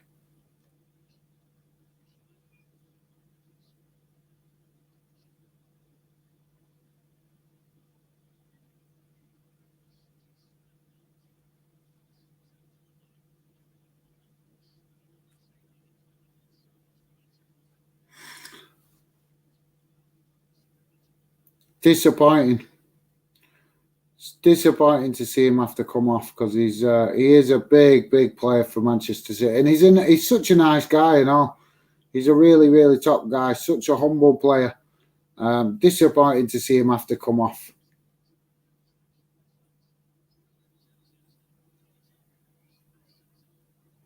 Disappointing, guys. Unfortunately, this is part of the game as well, innit?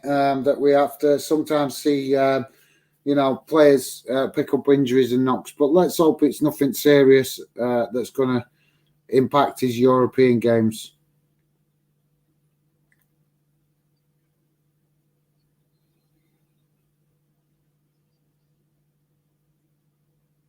Such a disappointment, guys, to see De Bruyne have to leave the pitch.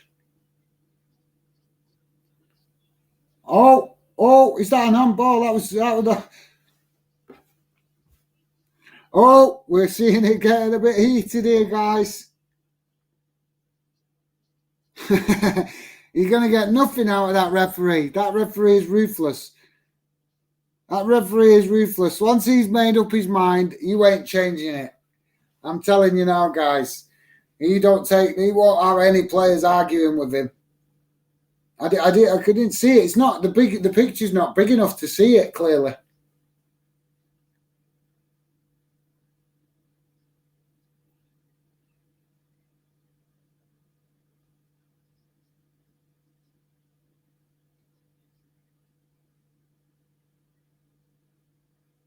So yeah, that's interesting, guys. I don't think that they're saying VAR is.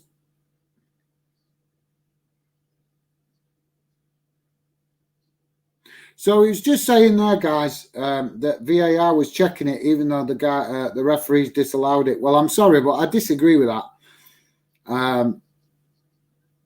Because, you know, the referee is meant to be the guy that gives the final decision. So, you know, if he's made the decision, then surely that decision should stick. You know, he shouldn't have to. No referee. I'm not being biased. This is nothing to do with whose goal it is, or could have been, or a penalty, or anything. This is just simple, you know, fairness in a game for me, guys. That if the referee makes the decision, he's the man in the middle. He's the main man. Everybody's deciding what he's playing. So obviously, you know, if you want to meet Kelly and Dave.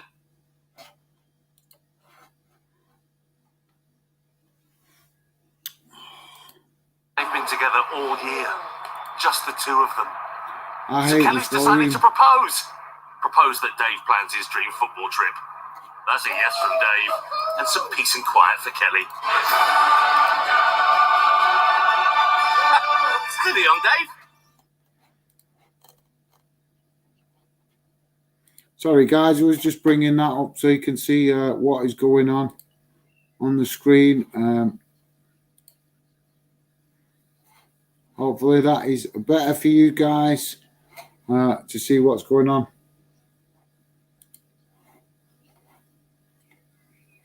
Why is that not showing it?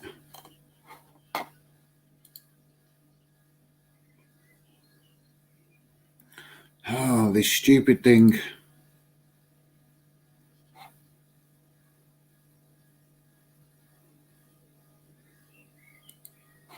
So this is probably not going to be my best live stream, guys. But like I say, I'm sticking at it. I'm not a quitter. You know, all these YouTubers that claim to be, you know, professional YouTubers, there's been quite a few I've seen quit when they have low views like this. Just bear with me. I'm trying to get this on for you guys. Together all year, just the two of them.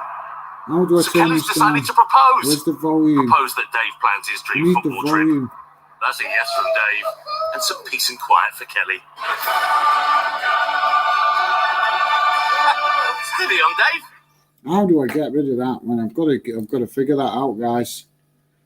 There we go. There you go. You should be able to see it now, guys. My apologies for that. I was just trying to bring that up so you guys could.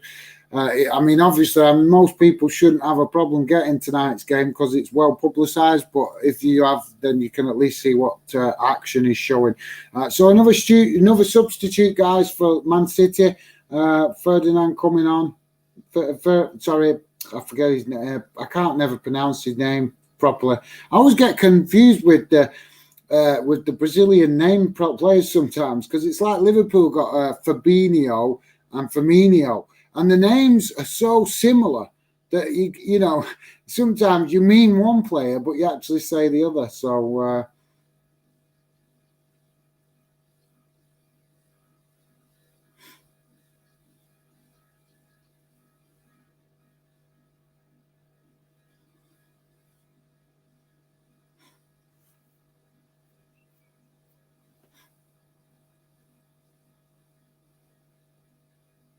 So 64 minutes gone, guys. I'm sorry, I've not got a lot to talk about tonight. I was like I said, you know, I want to watch a bit of the game tonight, because when I've done these live streams before, I find that I'm not actually absorbing enough of the games. And obviously, like I say, tonight I knew there would be a lower amount of fans following, because he's well publicised, guys, and obviously a lot of other YouTubers that do it. But yeah, as I was saying earlier, I just thought I'd come on, stick it out, even though I knew I'd get low views. But help the channel just be visible, you know. But yeah, I would love to know what you guys think of any Euros stuff. That you know, what your thoughts are on the Euros, the upcoming Euros, some big games. Do you think that we could have some surprises? I'm expecting that Scotland are going to give a good account of themselves, and Wales. Obviously, England will go into it in the normal way, under pressure, pretty much right from the start, because the media like to pile on the pressure. It'd be nice one year for one tournament, guys, to just let England go and play without that pressure. Just let them just go and play and see how they do. Just send them off and just say, go and do your best, and you know, whatever. And then maybe we might actually see England play better. But yeah, what a massive tournament for Scotland.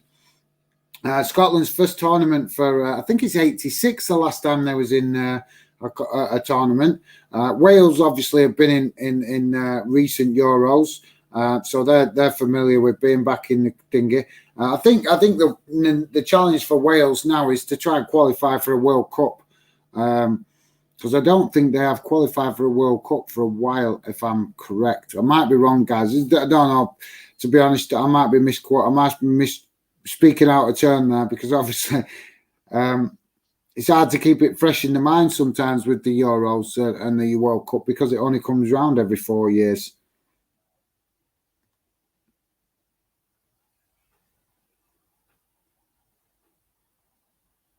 Oh, De Bruyne has got one hell of a shiner there, hasn't he? Oh, he's got a cracking black eye. He must have caught one right in the eye there.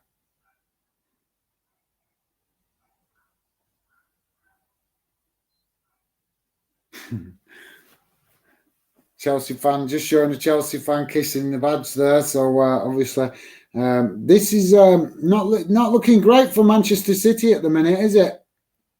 They're struggling to make anything happen, and it's looking like Manchester, obviously, looking like Chelsea have got their game plan and they're sticking to it and working it. And at the minute, it's working for them, guys. At the minute.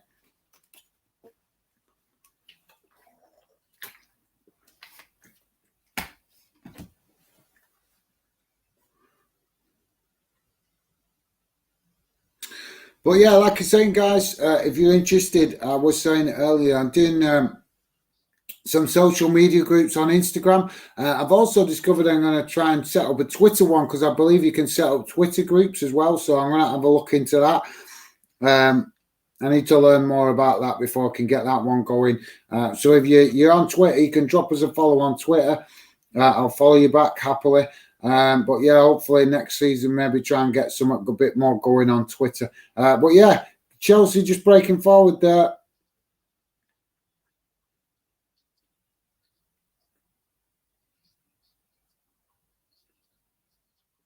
Yeah, Kyle Walker just sort of stopping Pulisic there, getting a run going forward, because he did look like he was breaking forward there. It looked like, please, come on. Why is it with these cup finals, guys, and injuries? It's so frustrating and disappointing seeing players get injured in these big games. We always see it, don't we? We always seem to see it in a cup final.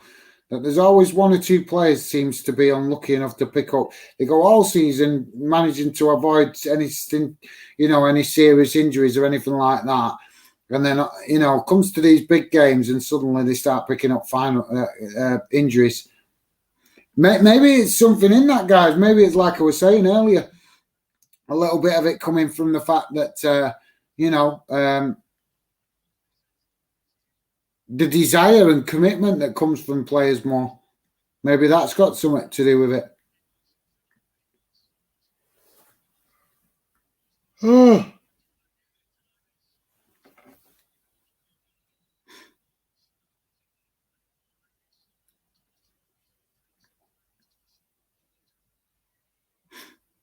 Yeah, that's a good point. Yeah, Chelsea just take this opportunity as another opportunity to slow the game down and obviously frustrate Manchester City a bit more.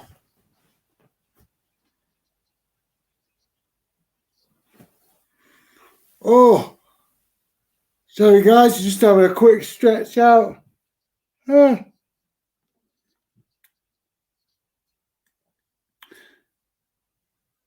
Well, Chelsea, Man City just trying to create a bit of sway and some kind of opening down the left-hand side with Raheem Sterling. But Chelsea getting bodies back and keeping it tight and making it really difficult for Man City to find any kind of opening. I'd love to know what you guys think and all. And it is a good point because I always think that, when a team plays like this, like Chelsea, and fair play to them, it's totally understandable why they're playing like this. But I always think that when a team wants to go, why not take more pot shots? Do you agree, guys? Let me know in the thoughts. Do you agree? Do you think that, Manchester City should be taking more long-range shots? I mean, there's an opportunity there. There was an opportunity there because a little bit of space opened up. And the player decided to pass to the right instead of just taking a chance. So do you guys let me know what you think? Do you think players should be a little bit braver and take more chances and just take pot shots when they're getting a team sitting in defensively like that? Do you think they should just go for it? I'd love to know what you think. But I'm not saying they should just obviously think it, but I'm just saying if you're finding a team struggling to find a way through and to create some sort of like getting behind or whatever, then maybe it's just take one or two long range shots to create a bit of panic in the box, if you get my meaning, because that can lead to goals, guys, can't it?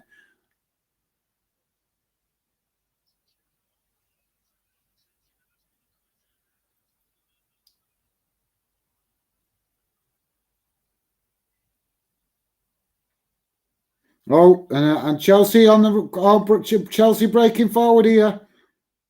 Oh, and Pew. Oh,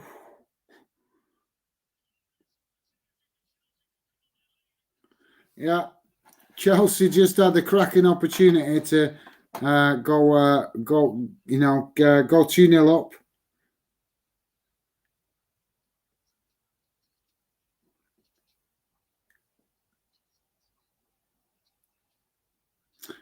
That was a good opportunity for Chelsea. To be fair, guys, it was a good opportunity. Maybe he should have tried to slot it under the keeper or to the side of the keeper rather than chipping it over the keeper. Well, it's all in hindsight, isn't it, guys? It's easy to say in hindsight, isn't it?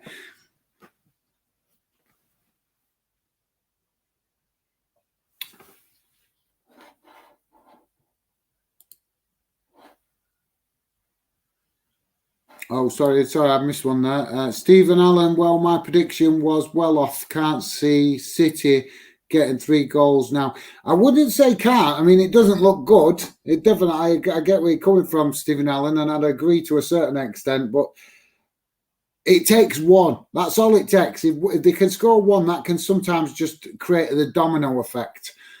So, it's one of them. You can never write a team like Manchester City off, but I think it's looking good for Chelsea now because De Bruyne has gone off. And De Bruyne is a big player for Manchester City. So You know, I'd say that this, you know, is leaning a lot more towards. Oh, what an opportunity for Manchester City.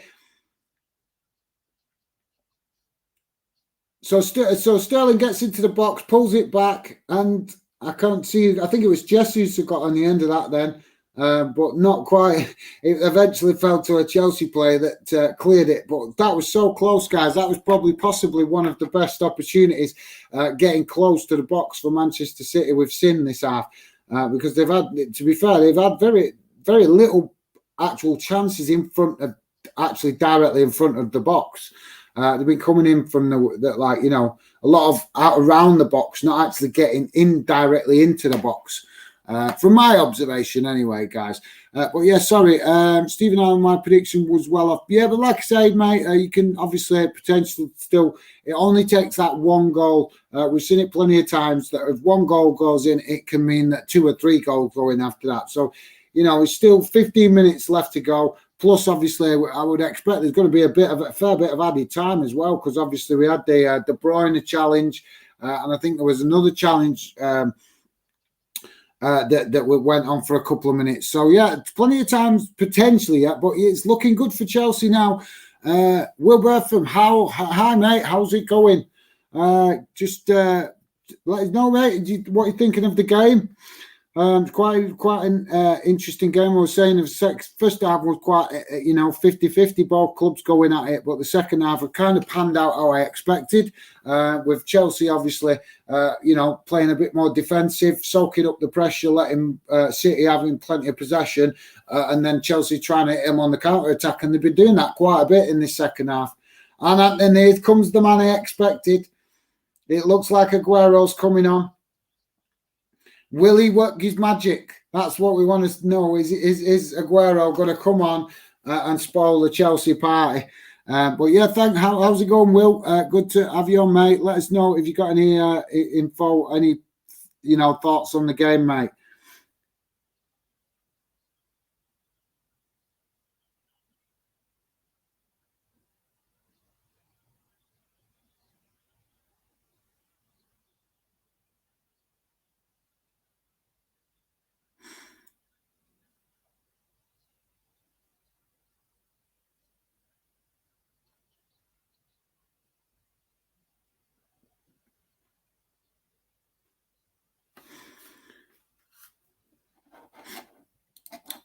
So Will just saying, haven't really been watching the game, to be fair.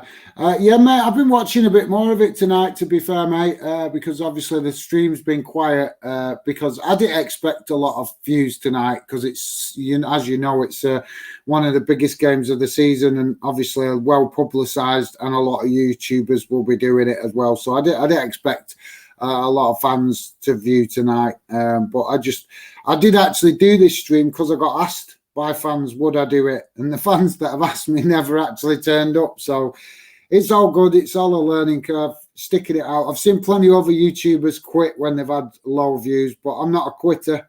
So I'll stick it out. But yeah. But yeah, mate, I'm presuming maybe you've been to some cricket or something today, Will. Let me know, mate, because I know you like getting out and about. But yeah, mate, it's been quite an interesting game. The first half was a good, both teams going at each other, creating chances. But like I said, the second half has kind of worked out where a lot of possession for Man City. And obviously, since Chelsea got the goal in the first half, and then obviously in the second half, they've come out with a bit more of a defensive-minded style, but obviously trying to hit Man City on the counter-attack. Yeah, it's been okay, mate. Yeah, just like I say, I didn't expect a lot of views tonight because I know this is a well-publicised game, and I wasn't going to do it, to be honest. I did it because I was asked to do it, which is one thing I've learned, mate. One thing I'm learning on YouTube: don't do what fans ask for, because they don't. People will come on social media and ask you to do a game, and then you do it, and they don't watch anyway. So there's no point doing games for what fans ask for, because on social media, at least, because they never actually watch. And I've seen that on other people's channels as well. It's just a little bit disappointing. But like I said, mate, I weren't expecting a lot of views. But thanks for asking. But like I say, just about being on it. If I'm live, the channel's visible in it. So even though I might not get a lot of views, it helps the visibility of the channel. I hope De Bruyne is okay. I hope he doesn't have. I hope he's not picked up no serious injury, and also the Chelsea player, I forget his name, the Chelsea player that went off with a bit of a knock as well. But like I said, guys, we don't want it. This is disappointing with cup finals. We see players getting injuries because of so many games, and it's. We don't want to see any of these. So a lot of these players will be expected on international duty. So let's hope that every one of them is able to come through the game with minimal injuries. And if they do pick up something, let's hope it's nothing serious. And I hope that, like I say, I hope De Bruyne makes a quick recovery. Hopefully it's just a bit of a black eye that he seems to have. Will Burth, I've been to Edgbaston to watch the cricket today, being a very long day. Yeah, mate, I can imagine that's a long trip and a long day because a cricket game goes on for quite a few hours, doesn't it? It's not just like a 2-hour thing.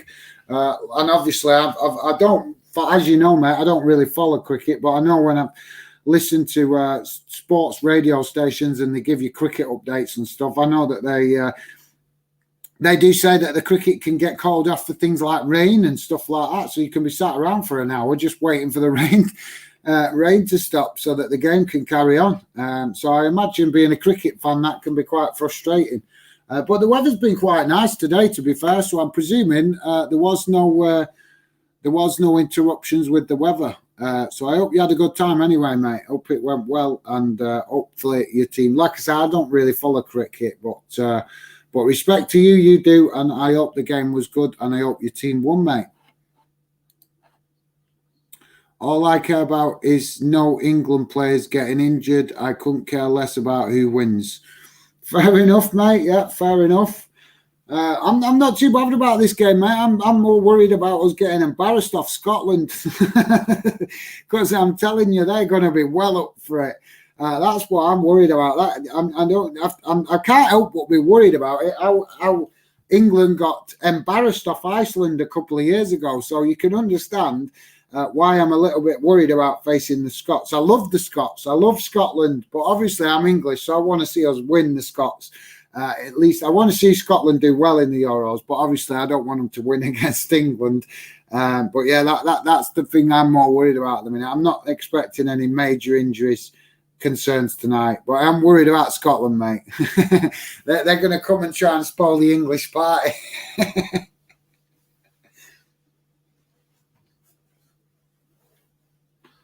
Oh, that was a bit of a poor shot from Jorginho. Poor effort, that.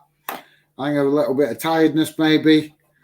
But yeah, like I say, Chelsea, we're seeing in this second half, Chelsea definitely more concerned about keeping it tight. And the longer the game goes on, obviously they're less willing to push men forward to try and find that second. But this is normally the way it goes, guys. Was this kind of what you expected? Because this is normally what it happens when a team's not won this kind of competition before. And City haven't won this competition yet. So, we've seen it with Liverpool, obviously. Obviously, we know Liverpool's won Champions League. But the reason I'm making the comparison is because when Klopp got to the Champions League with Liverpool and lost to Real Madrid, he did point out that a lot of them players that was playing for Liverpool at the time had no experience of being there, had no experience of that. And they used that to then go on and win it the next year. So, do you guys expect that will be the similar thing for Man City? Do we expect they're going to lose this game tonight and learn from it and push on and win it maybe next year or the year later? Or do you think it's just unlucky? Do you think it's, just the way the game's gone? Do you think that maybe what I'm trying to ask you, do you think that Chelsea's experience of playing in this, kind of game is helping them tonight? Because Chelsea have got plenty of experience of playing in Champions League finals because they've been there a couple of times, whereas this is the very, very first time for Manchester City. So I'd love to know what you guys think. Do you think that's had some impact on the game? Yes, it's a 4-day game. Oh, right, the cricket's a 4 days, yeah. Because I know the Ashes, like I said, I don't follow the cricket. But the only time I ever take any notice of cricket is when we play Australia. And I don't watch it, I just listen out for the score. All I like to hear is that we've beat the Aussies. So that's the only time I'm really have any slight interest in cricket. I just like to know we beat the Aussies. But yeah, I know from the Ashes that the cricket games can go on. Oh, it's not looking good for Man City now. They're just struggling to create any opportunities in the box, guys. And obviously, you've got to take your hat off to Chelsea because they're working hard in defence to keep it tight at the back and minimise the opportunities for City. So, yeah, we can't knock either club tonight, guys, for effort. They've both put the effort and commitment and desire in, so we've got to give them credit for that. There's always got to be a winner and there's always got to be a loser, though, aren't there? So, yeah. But yeah, a lot of possession, guys. Still, it'll be interesting to see how much possession at the end of the game that Man City have had, because it does seem in this second half they've had a lot of possession. But yeah, thanks for that, Will. I was aware, mate, that it was 4 days. To be fair, I think Chelsea players have less experience than City players. Fair enough, mate. Yeah, fair enough. Yeah, maybe that's a good shout, to be fair, Will, possibly. But I think maybe I was generalising in the club in general, because obviously, as Amish pointed out before, maybe the German manager is having an impact, because as Amish said earlier in the stream, that this if Chelsea win tonight, so I believe, this is the third year in a row that a German manager has won the Champions League. So that's an interesting fact, and that didn't come from me, guys. I believe in being honest. It was Amish who said that earlier in the chat. So respect to him for bringing us that info. But yeah, that's an interesting thing, guys. Let me know. Do you think that's having an impact? Because what I mean by that is, if you know anything about Germany, you know that the way the Germans like to do things is they don't like doing things. What's the word? If they do something, they do it with 100% commitment. That's the word I'm looking for. They will not go into it, with half an attitude. They will give it everything. They're committed. They will work. What I'm saying is they will work. The German mentality is to work on every little detail. And maybe that's a positive in football. Maybe we're seeing that, that it's the revolution, or whatever you want to call it, the time for German managers to show their quality, because we've seen obviously a German manager having success in international football, and now we're seeing a sign of consistent success in club football as well, particularly European football. Surely you remember us winning the World Cup in 2019. I vaguely do, Will, but like I say, mate, I don't really follow cricket. It doesn't interest me at all. No disrespect to you, I know you like it, so I don't want to speak bad of it. But for me, I do not find it interesting at all. But I like I say, I do listen out on the radio and stuff. If I know that we're playing Australia, I'll listen out to hear that we've beaten Australia. But that's about as far as my cricket interest goes, mate. But fair play. I know you're a big fan of cricket, and fair play to that, mate. No problem with that. Big respect to you. But no, I think I vaguely remember it. But like I say, I don't really follow it, mate. So I wouldn't. If I did hear of it, I've probably forgotten. So no, my apologies if I don't absorb too much about the cricket. My interests go with sport. In sport is I'm more just like football, and then other sports I prefer to actually play. If there's any other sports I'm interested in, it's motorsport. I like stuff like that. I like skiing. I like that kind of sport. I like tennis. I don't like watching tennis. I like playing tennis. But yeah, everybody's different. That's what makes us all different people, innit, mate? But yeah, like I say, respect to you. I know you're a massive cricket fan, but for me, mate, I'm a football fan and obviously a bit of a petrol head. I love motorbikes, cars, stuff like that, which obviously you already know. So yeah, they're my interests, mate.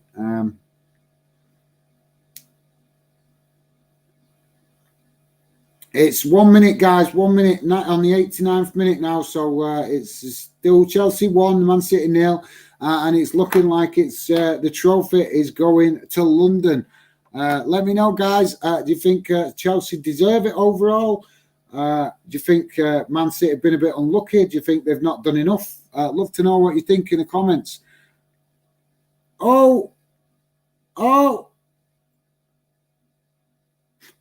Chelsea just keep getting every block they can.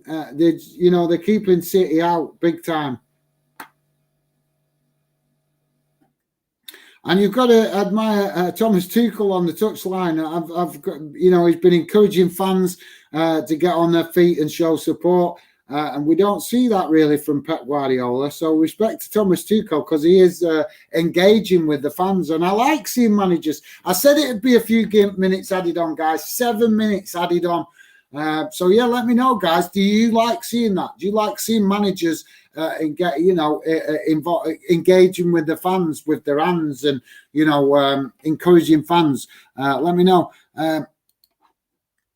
I was sitting next to a YouTuber who I've spoken to before at the cricket today, just coincidentally. Oh, okay, mate, cool. Good. It's always good to speak to other YouTubers and see what you can learn and share bits and bobs between each other. What you might be able to help each other. Yeah, I get cricket doesn't always appeal to people who don't actually play. Yeah, mate. Like I said, I played it a little bit when I was a kid, when I was at school. But it's just what you like, innit? It's what grabs your interest when you're young. And cricket never really grabbed my interest, to be honest, mate. And I weren't even a big fan of playing it, to be honest. I was always enthusiastic about things that I was good at, and I was always good at running. So I was enthusiastic at stuff like running and football because it involved running.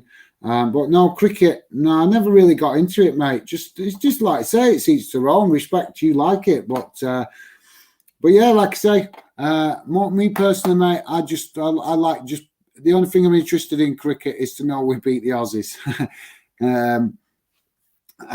7 minutes added on time, yeah, mate. That I know. I were expecting it. It's because of the De Bruyne challenge, and there was also another few bits and bobs that went on that obviously added a few minutes on. But the De Bruyne challenge, De Bruyne was on the pitch for a few minutes.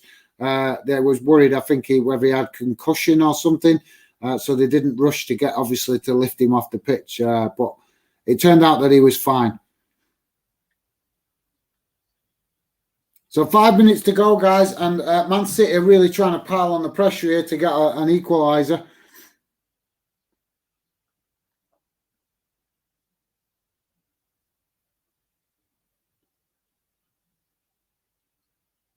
And Chelsea clear it. Chelsea clear it, guys. Only 5 minutes left. But the keeper's pushing up here, guys, to obviously so that Chelsea have to... so Man City don't have to pull all the players back for defensive mindedness. But yeah, I'm not surprised to see. I said it at the start of the during halftime. I said I expected that Chelsea would play like this, would keep it tight at the back, would keep men back, and would look to frustrate City and hit City on the counter attack. I did say it, and it's turned out just like that. It's crazy how you see this kind of thing. Sometimes in these games, it can be a little bit what you expect.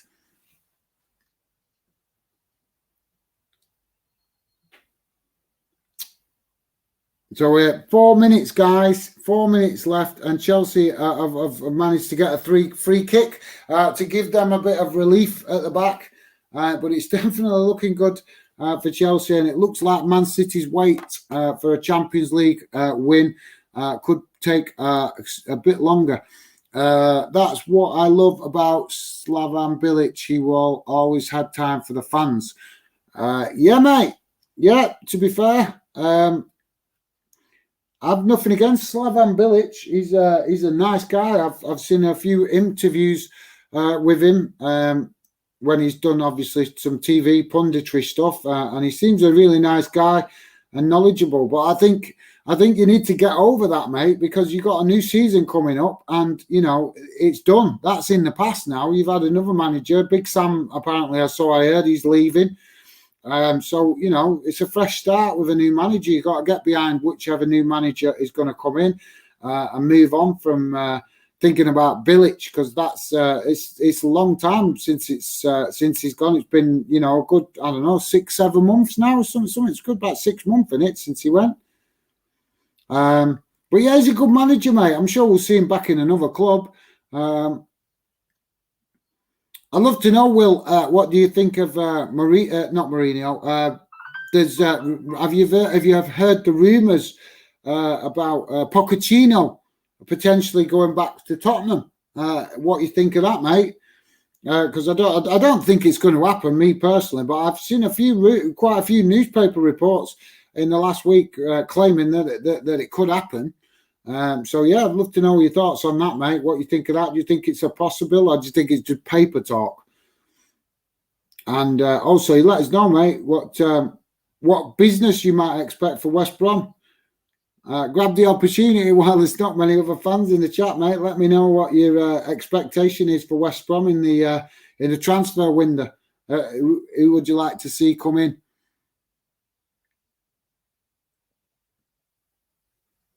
I would never get over Slavan Bilic as the greatest. Mate, you are young. You're going to see him the greatest of all time because you're young. But trust me, if you look at, I'm sure you know better than I do. You should do. You're a West Brom fan. But I'm sure you've had other top managers at West Brom in the past. You know, and I'm sure you'll have other top managers in the future. It's just one of them things, mate. There's been managers at Bolton. I wasn't happy when Bolton got rid of Big Sam because at the time they got rid of him and brought in a guy that I never even heard of called Gary Megson. And you know, I think almost every Bolton fan did not want to see him come in. So yeah, it's just part of football, unfortunately, mate. We don't always get to keep the managers we love. I see why he would go back to Tottenham. Yeah, mate. Well, I don't know if he wants to, but I've just seen a lot of publicity about it. So I presume that there must be something in it for so much publicity to be around about it. And it's looking like Chelsea are going to get this over the line. Last chance. Oh, it's going to go straight to the goalkeeper. And it's full time, guys. Full time. Chelsea have done it. Chelsea have won the Champions League. Massive congratulations to them. Commiseration to Manchester City. Disappointing for them. But obviously, like I said, guys, for Manchester City, they've been building for a couple of years just to get there. They've done that now. They've got there. They've got that achievement reached. The next target now is to get there again and actually win it. So yeah, disappointing obviously for Man City because you know for them that this was the big target that they've been wanting to win. But you know, big respect to Chelsea. They came up with a game plan. They worked it and they carried it out pretty well. To be fair, they've carried it out pretty well. I'm disappointed to not see Aguero leave with this trophy because you know I definitely think he has a lot of affection for the club. So it's disappointing to see a player like Aguero that's put a lot of, you know, he gave a good few years service to Manchester City. So it's disappointing to see him leaving the club without anything. Without the Champions League, but that's football, isn't it, guys? Win some, lose some. At least he's got other trophies with Manchester City that he's won, so that's the positive in it. Will Bradford saying we will probably just get a load of loans like we usually do.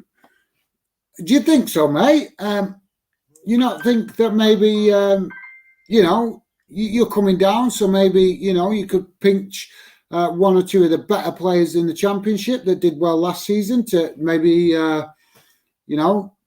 potentially give you that missing gap. I don't know. Give you whatever, try and, give whatever it was that you feel was missing that in the team in this season Premier League. But yeah, I think you might be right, to be fair. Well, we possibly maybe some loan players, because obviously the club might be wanting to watch the expense. But if you can keep hold of your best players, then obviously adding a couple of loan players wouldn't be a bad thing. The question is, do you think that you'll be able to keep hold of your best players? Because obviously when you drop down a division, that's always the concern, isn't it, from all fans, is can you keep your best players? Gary Megson, West Brom legend. Well, he might be a West Brom legend, but he's not very fond of in Bolton, mate. As a manager, anyway. As a manager, he's not very well thought of in Bolton. Because I think if I remember rightly, I think we got relegated under him. I think, if I remember rightly. So yeah. But yeah, I had nothing against him personally. I'd just never heard of him up until he came to Bolton that time and managed us. And obviously, like you say, you know yourself, mate. Any manager that comes to your club and takes over after a manager that you like, because obviously if you like a manager and then another manager comes in that you don't know very well or don't know at all or whatever, or even if you know them, if you like the previous manager, it's always hard to accept a new manager coming in that you might not like, replacing the manager that you did like. So, I got behind. I did get behind Gary Megson when he was at Bolton. I just wasn't obviously happy that Big Sam had gone, but it was Big Sam that chose to leave. It wasn't Bolton that got rid of Big Sam. Big Sam chose to leave. Now, we signed about 6 loans a season, and they are always our best players. Well, maybe if you had some loan players last season, mate, maybe the club's ambition should be to get some of them, try and get some of them permanently signed then. Our squad is now down to 19 players. Unfortunately, mate, that's just 19 players is obviously not great, but they've got the whole summer, mate. There's whole summer, so I'm sure that the squad will be boosted up to maybe 23 or 24 players or something before the season starts. But yeah, mate, I wouldn't worry too much about that. We've got a whole transfer window to go yet, so watch this space. Let's hope. I hope for your sake there is some good business for West Brom, because I think West Brom can do good things. If I was you guys, I'd be looking the ambition of winning the Championship this year, because West Brom are capable of that. So obviously, just seeing the Chelsea players celebrating, guys, they're absolutely buzzing. They worked hard for it. To be fair, they put a shift in. They worked hard, well deserved. No complaints. It wasn't nothing iffy or nothing like that. It's just, and Manchester City have just got to face this disappointment. This is what comes of being a successful club. You get to these finals and you have to try and get it over the line. And that's that, as pundits have pointed out in itself, sometimes that can be something that you have to learn. You have to learn how to get it over the line. So yeah. Will just saying, Gary Megson got us promoted. Yeah, mate. Like I say, I nothing against him personally, but obviously when a manager comes in that replaces a manager you like, at the time I got behind him, but at the same time I was frustrated to see how we deteriorated so quick. Because that's the thing, we went from being a really good team, and then he came in. Because Big Sam left, and we became, a really poor team very quickly. But yeah, I still got behind him. I gave him a chance, but that was a long time ago. So now I can say that I didn't like him being the manager at Bolton, but at the time I got behind him. So disappointing for City. I've just seen that Phil Foden there getting consoled by some Chelsea players. But I think he's young. Phil Foden's got plenty of time. He's young.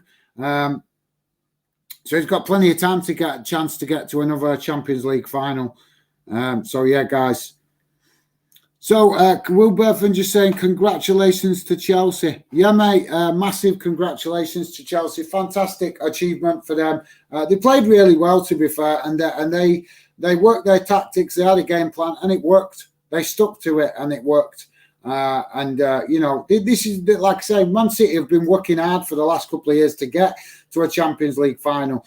So they've done that now. They've got to learn how to get to a Champions League final and win it. And as we've seen, you know, Liverpool, a club with loads of experience, they had a new team that had never been to a Champions League final, and they had to learn because that team had never been there before. So, you know, this is football, isn't it? So, yeah, Will Burford's just saying congratulations, Chelsea. Yeah, mate, definitely massive congratulations to Chelsea. A great effort and well deserved. So thanks for that, Will, and thanks for coming, getting involved in the chat, mate. Like I said, guys, appreciate if you have dropped in the show tonight. I'm going to call it a night because, like I said, this was only I wasn't expecting a lot of views to get tonight. So you guys that have dropped in and showed some support, I really appreciate it. Thank you very much. And hopefully I will speak to you guys on social media. I will be doing some Euro stuff.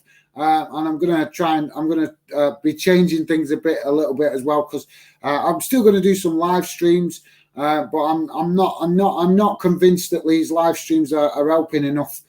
So I want to try some other stuff with the live streams.